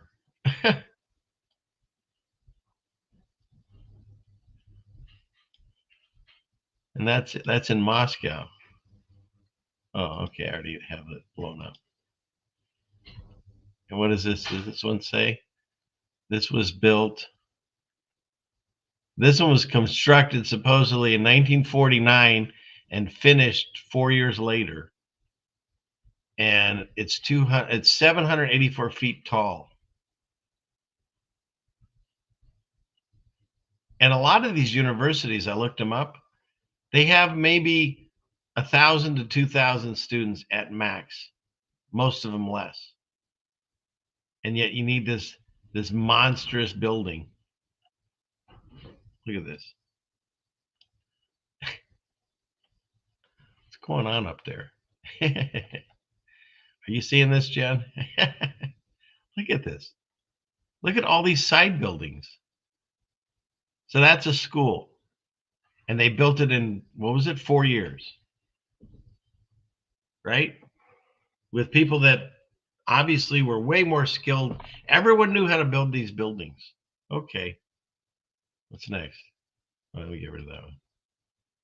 This is, oh, these are just a bunch of them. Just so you can see. Let's see. These are schools. Public high schools. That's a high school. This one looks like the Alamo. But what is this? That one's in Arizona. Now look at this. Little Rock, Arkansas. It's a high school. Look at this one. Colorado East High School. This one's in Connecticut. Delaware. Let's see. Look at that one in Tampa. A high school. Now, that one looks more modern, but I don't know. But that one's in Honolulu. This one's in Boise, Idaho. This one's Lake Forest. Let's see. What are some of the good ones in here? Where is it? It was Neville. I mean, these are just massive. These are all high schools. Yeah, look at this one. Louisiana Neville High School in Monroe. Look at the size of this thing. I looked this one up. It says it was established in 1931. Doesn't say they built it. It says it was established, whatever that means. Nowhere here does it talk about them building it. They just established it in 1931. Okay. The current enrollment is 1,000 students, 1,043. And yet, where's the size of it? It's 2 to 3 blocks for 1,000 students, more or less. This thing. that they don't tell you it was built, they just found it. I guess there's only that one picture. Isn't that something?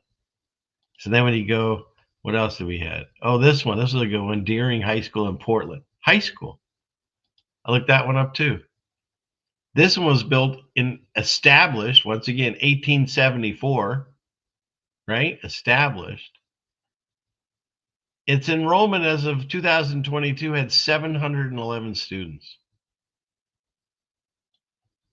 And does it even say? It doesn't even say the acreage, but it's huge.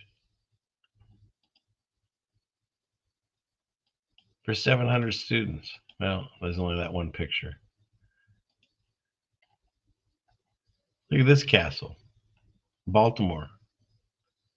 I looked this one up too.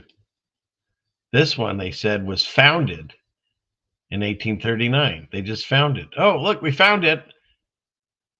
This one has about 1,500 students, and it's 38 acres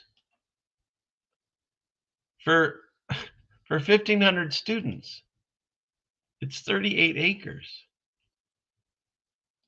See if they have the pictures of that. Maybe they don't have any more than this. What is this? Looks like there was a fire. I don't know. Always a fire somewhere.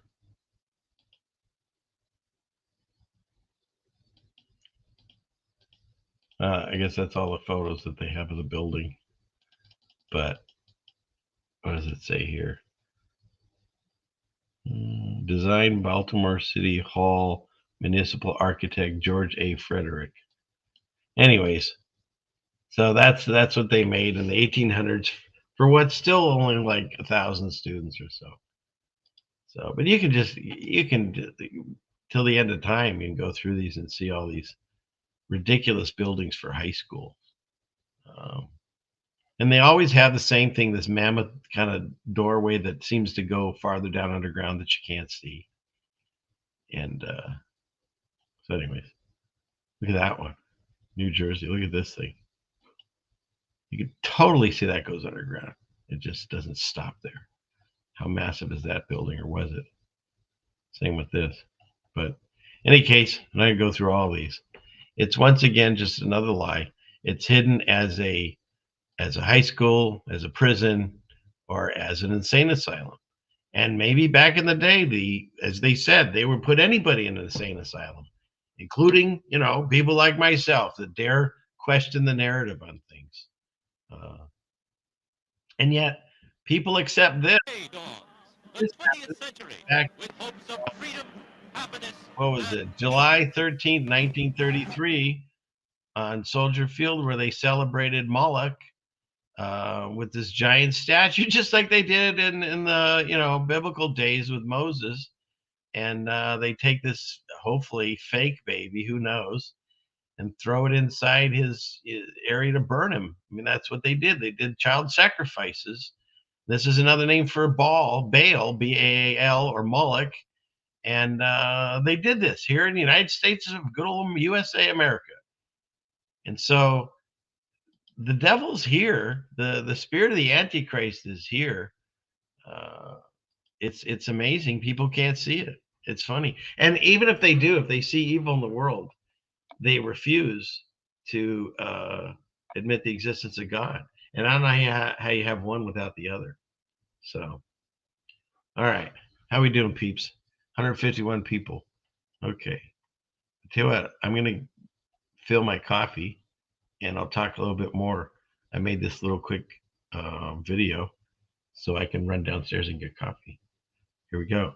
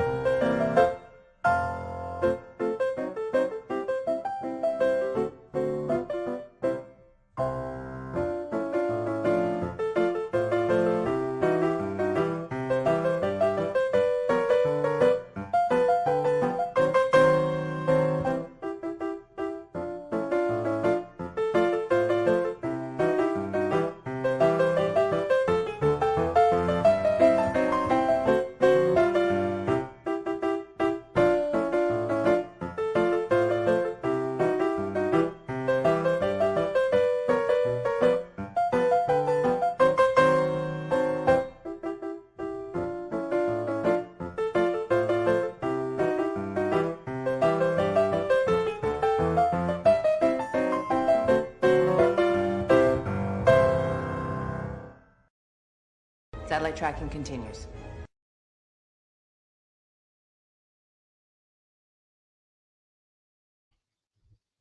So there you go. And see. And if I try hard enough, come here, you. Okay, Ryan, if you're still watching, there she is. Get them all. She tried to sneak by. How you doing, Sarah? People want to know how you're doing.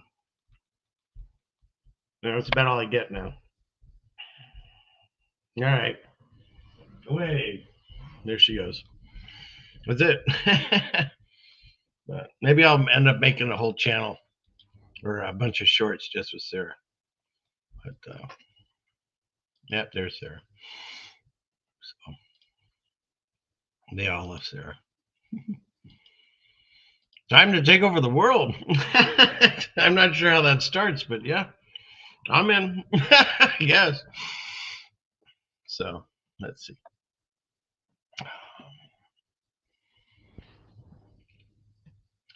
What is this? What are we talking about here? Reincarnation is being born in a country and family associated with being a child soldier of Lake Karma Free. I'm not even sure of the whole reincarnation thing. I don't know. It doesn't connect with me. But I haven't discounted. I mean, everyone's entitled to ideas and theories, and I'll listen to them all. But I'm not quite sold on that whole thing. We keep recycling, but maybe. So let's see. I like my video. Thank you. Thank you. Yep, there's a cat. Getting the evil eye. Yeah. Well, I think it was an algorithm said she was going to steal everyone's souls. Oh, she did try, huh, Mac? Okay. All right. Okay, I don't know what you type because my computer's so old, but it's good to see you. So yeah, I'll try to get more, Sarah. Okay, I'm not. It's weird how it comes up like this. I don't know why, but yeah. Yeah, she's alive. Yeah, we all love Sarah. We all love Sarah. Yeah. Okay. And yes, Corey, you missed Scary Spaces, which also means probably you got here late. So you were tardy. I don't feel tardy. So, I mean, shoot, we're 2.5 hours into this mess. So, yeah. Oh, thank you, Bill. And hopefully I thought you wrote me or something, but we sent out the soaps to you and other people that bought soap that my wife makes. So thank you for that. In fact, here, let me grab that. I don't think I showed this. Where is it? Here it is. Clickety click. Here's my little ad for anybody that's interested. My wife and I, but mostly her, make natural soaps. And like this would be like an entire loaf, I think. There's what, 3, 6, 7, 8. And then there's also end pieces that aren't here. If you buy the whole loaf, you get all of these and the end pieces. And we package them up, put them in a little box, mail them out priority. And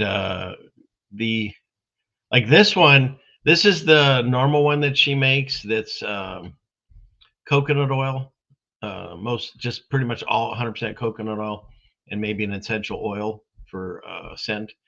And this was a new thing for us. We had some tallow, which is an animal fat that you reduce down and you make tallow out of it.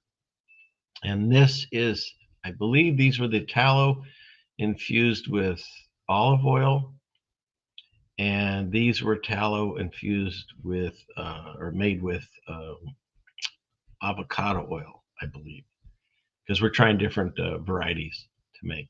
And if you did want to buy, just contact me on the email, ceilingfanman2020. We have prices I could send you, but basically what we did is we're encouraging people to just buy the loaf, because the postage for me to mail just a single bar, it's not worth it.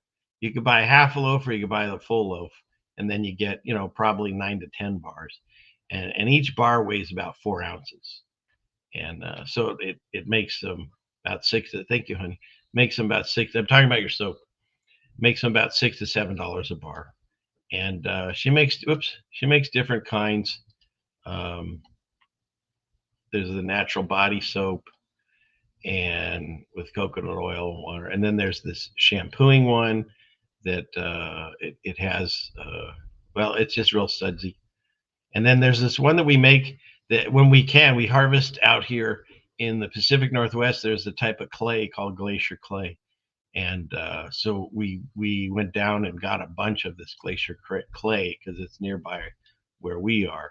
And we make soap out of that too. So if you're interested, like I said, just write into my email and get in touch with us, and we get some soap your way, because that's what we do. Okay, we're all mad here. What's next? And these buildings and stuff that we're discussing, they say they start in the 1800s or they found them. But my old Bible from the 1800s shows these drawings showing these gigantic buildings. I mean, look at the size of people compared to these things. And that's, of course, a ziggurat and a Tower of Babel, maybe the one, or who knows. But just look at the size of the city. And it just goes on and on and on. I mean, there's pyramids in the background and stuff. They didn't just pull this out of the air and create this to make it pretty. They made a drawing of what they it's going all over the place. And then I got Melanie on the screen. Here we go. Okay, let's see. Well, what was that comment? Where'd you go? What a sweet comment. Thank you. Thank you for saying that. And I asked my wife, I constantly go through, do I want to do this again? And then people like yourself write me and say the nicest things like that comment. And that's why I keep doing it. Like I said, I'm going to have to explain to God why I stopped doing it for something more important. And until I come up with that, then we're going to keep doing it. So thank you for letting me know that it's helping. I appreciate that very much. So I really do. Let's see. And okay, John, Bill, you got your soaps? Okay, good. Excellent. And we're getting comments that it's awesome. So thanks. Okay. And then this I wanted to share. I've shown this before, but if anybody else wants to look into these dates and stuff, but this is out of the Bible that I have. And it goes over from Adam unto Noah's flood, or 1856. And it goes through all the different years, and it counts for how many years have been since, creation. And it continues on until you get to the end of this. And it says, and of course, this book was written in, let's see, in 1870 is when they wrote this. And it says, the whole sum and number from the years of the beginning of the world to the end of the year, Lord of God, 1870, are 5,844 years and 6 months. So if you go from that date, I don't know where you'll end up, but in 1870, that's where they thought they were. And as I've discussed with Jen, when you go to the extra books like Adam and Eve, he says 5.5 days, which equals 5,500 years, was what I believe would have been the first when Jesus came back. And so between that and now, I mean, this, of course, was in 1870, but we know that these numbers have been messed up. So if you took 1,000 years off of this, now you're at 48, 44, and you can go all kinds of crazy trying to figure out numbers. I'm not a numbers guy. All I know is the signs that I see that are happening tell me that, these are the times that we're in. As far as the actual date and number, God says nobody knows that, not even the devil. So, let's just keep an eye on where we're at rather than trying to figure out the exact day and time. I'll never do that because you're not supposed to even do that. There's no point. But I thought it was interesting too that the buildings, and I showed this with Jim, and I want to go over it again. It says, where is it? Is it here? Let me go back. This picture. Okay, it starts here. Hills. The structure and characteristic of the hills of Palestine will be most conveniently noticed in the general description of the features of the country. But it may not be profitable to call attention here as various Hebrew terms which apply for which the word hill has been employed. And then it continues on. And it says, which seems to have the forced curvature or humpishness. A word involving this idea peculiarly applicable to the rounded hills of Palestine. But our translators have also employed the same English word for the very different term har, which has a much more extended sense than Gibeah, meaning a whole district rather than an individual, and evidence to which our word mountain answers with tolerable accuracy. So they're saying a hill and a mountain are completely different. And they got these domes like we see in the Capitol buildings and stuff way back in the Bible days, of course. This was also sent to me, which I thought was really interesting. Again, for the people that laugh at me because I believe in flat earth and the Bible, whatever. The earth takes shape like clay under a seal, and its features stand out like those of a garment. And when you look at seals, isn't that interesting? So they're pressed down, but there's ridges in the middle, and then there's the, what people call the Arctic Circle, holding everything in. Looks very similar. I love when these things look similar. So here's that. And then, of course, I use this as my music video. Whatever the time does. I remember my parents waking me up, and we went down and we watched you guys land on the moon. No, you didn't. What? Because there wasn't any television. There wasn't anybody taking a picture. You watched animation. So you associated what you saw with. I have very hazy memories. What we saw was we all were gathered around the old rooftop radio and listened. Talking about how many feet we're going to the left and right, and then I said contact light, engine stop. It was exciting. A few other things, and then Neil said, Houston, Tranquility Base, the Eagle has landed. Man, how about that? That was very exciting. Not a bad line. Yeah. Not a bad line or line. At the photo. You say that's me? Okay, check out the name badge. It says Aldrin. Looks like you're right, but notice the helmet. Can you see my face? No. What was the scariest moment of the journey? Scariest. It didn't happen. It could have been scary. Why has nobody been to the moon in such a long time? That's not an 8-year-old's question. That's my question. I want to know, or I think I know. Because we didn't go there. And so there. And again, none of those words came out of my mouth. They came out of his mouth. Pretty fascinating stuff. All right. Full circle. There's the pandas. Did we get the rest of these? I think we did. Okay. Enough of that. Oh, thank you, Mac. What is this? Oh, thank you. I love spending time with you all. I do. And I appreciate that. And yes, that's the way I see it now. Jesus is king. That's just the way it is. And is he a poor old man?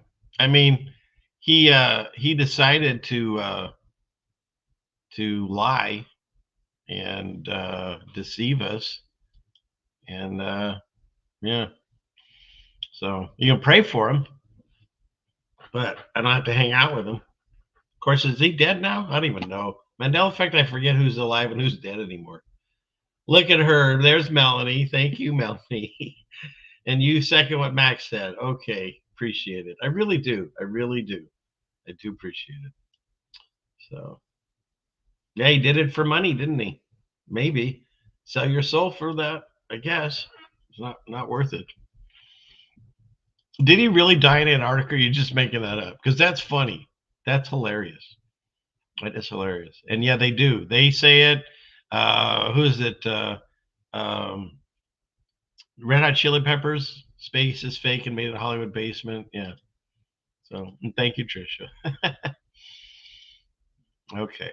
So what else do we have? What is this? The more we become attached to the material world, the more we suffer and create hell for ourselves in this life.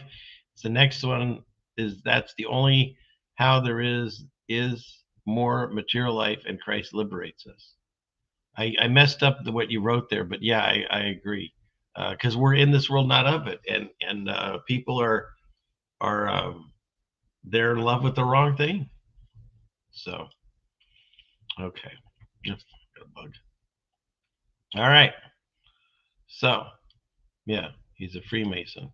You got to watch out for them. And look, I know there was Freemasons. A lot of our family members and stuff were Freemasons, and they had their hearts in the right places. That organization was taken over, and now the upper management, let's say, are no bueno. So, is he in the Red Shoe Club? Yeah, he is. Yeah, and the Moai are coming back, Juan. We know eventually they'll get there. So, all right. Well, and Laura K. Okay, I'm seeing a groundswell of people. Thank you very much. So, hey, my honey, we're gonna. I can take you out to dinner instead of just like Dairy Queen or whatever. Okay, what do we got here? And what does this say?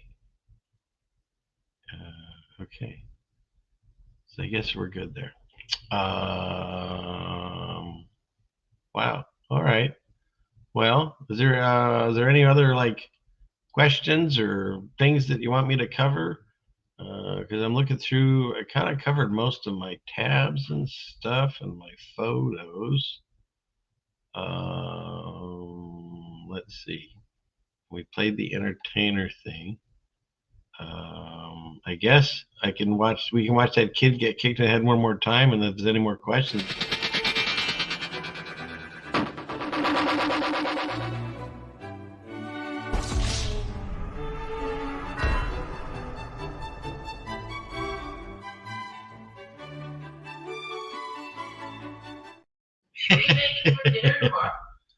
Oh, what are we having for Passover?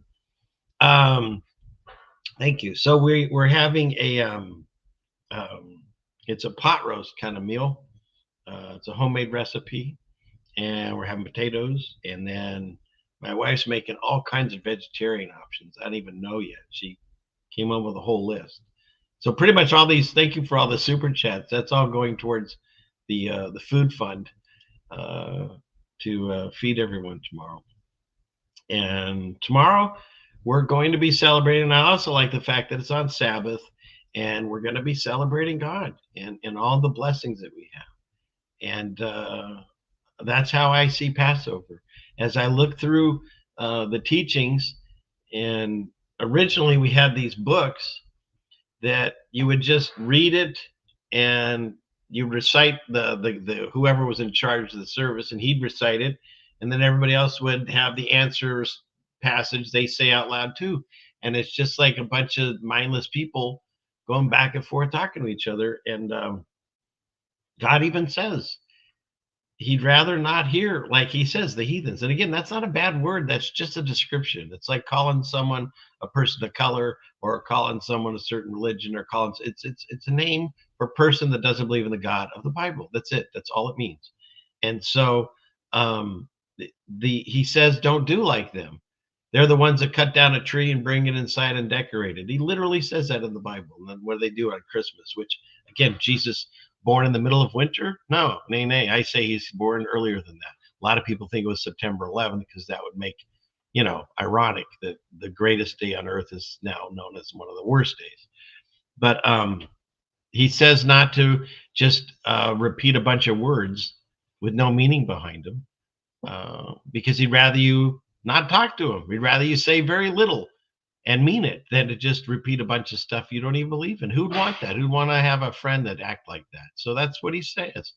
And so my Seder service has changed. I still have a lot of the traditions that I grew up doing because it's a family tradition to do this. But I also go over, the whole idea behind Exodus. But in addition to that, don't forget that the Last Supper was a Passover Seder. That's what it was. And then, of course, he goes and he gets crucified after that. And so it's for me, it's a day of celebration, because right after that, it's really a day, several days of mourning when you realize what Jesus did for you. And so why do I talk like this? Because when I woke up to my spiritual path, it led me there, and not because of a book and not because of a YouTube person.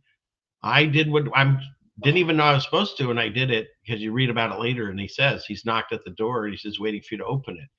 And all you have to do is, when you're alone in your prayer closet, wherever you want to call it, by yourself, pray and ask God, is all this stuff I heard from this weird guy named Stealing Fit? No, actually, leave me out of it. I got my own issues.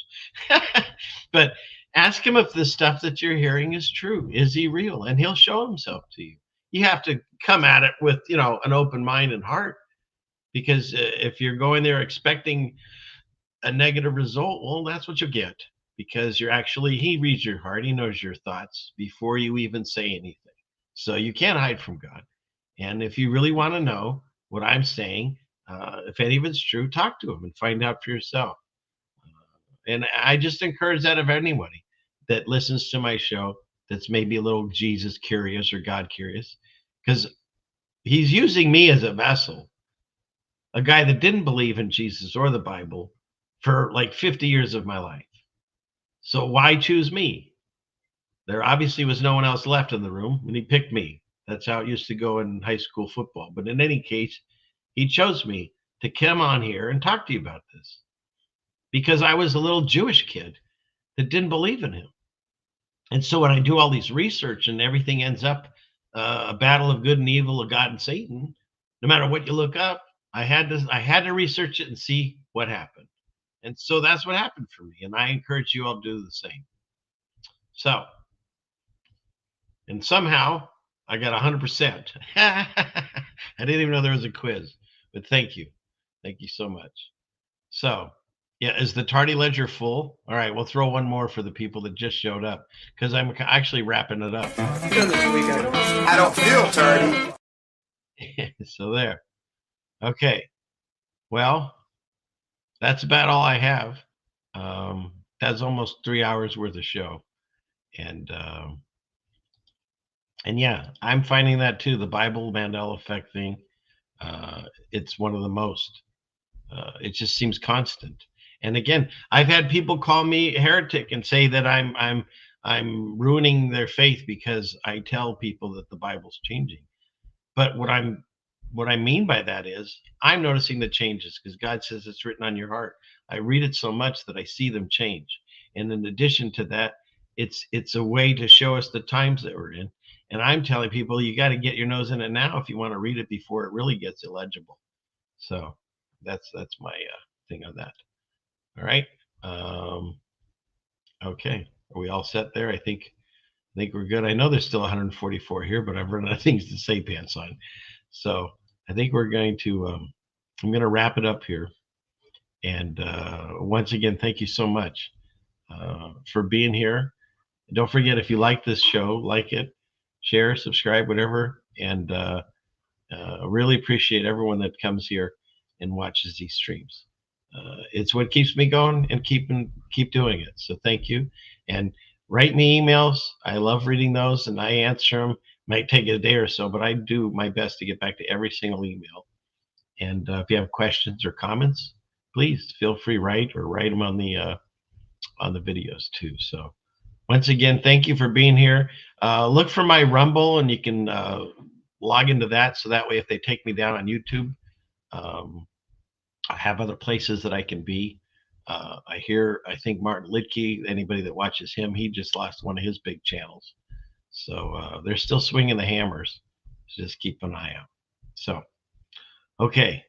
Well, at this point, I would say, dear Heavenly Father, please watch over us in these times.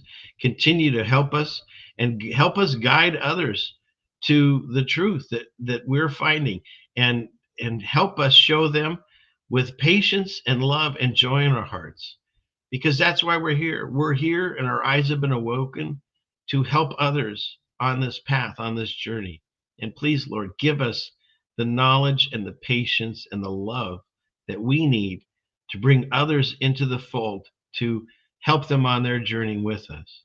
We thank you for all of our blessings, Lord, and thank you for everything that you've done for us. And as we celebrate this Passover service, we do it with joy in our hearts to thank you for all of our blessings. Thank you in Jesus' name. Amen. And the postscript, deliver us from evil attacking us and our families and our loved ones and our neighbors and our brethren and our animals. Bind and cast away all demons and evil spirits and negative, and send it back a recompense upon their own heads. Send it far away from us. Keep us in your comfort and protect us and guide us through these times. In Jesus' name, amen. There's my postscript. Okay. So thank you, everyone, for being here. And with that, let's see. I got all the thank you for the super chats, and the people over on Rockfin. Thank you for that. And anyone else that has ever written or continues to send me links and things for the show. Thank you for all of that. And God willing, let's do this again soon. And I am working on a show, hopefully soon, with David Beverly, Jesus Freak, and we can discuss millennial reign and things like that. So that should be fun too. So keep an eye out for that. And with that, you get this, as he says it with a knife in his leg. Class is dismissed. All right. Okay, everyone. Have a wonderful weekend. Have a wonderful Passover. God bless you all. And take care. Good night. I'm the satellite.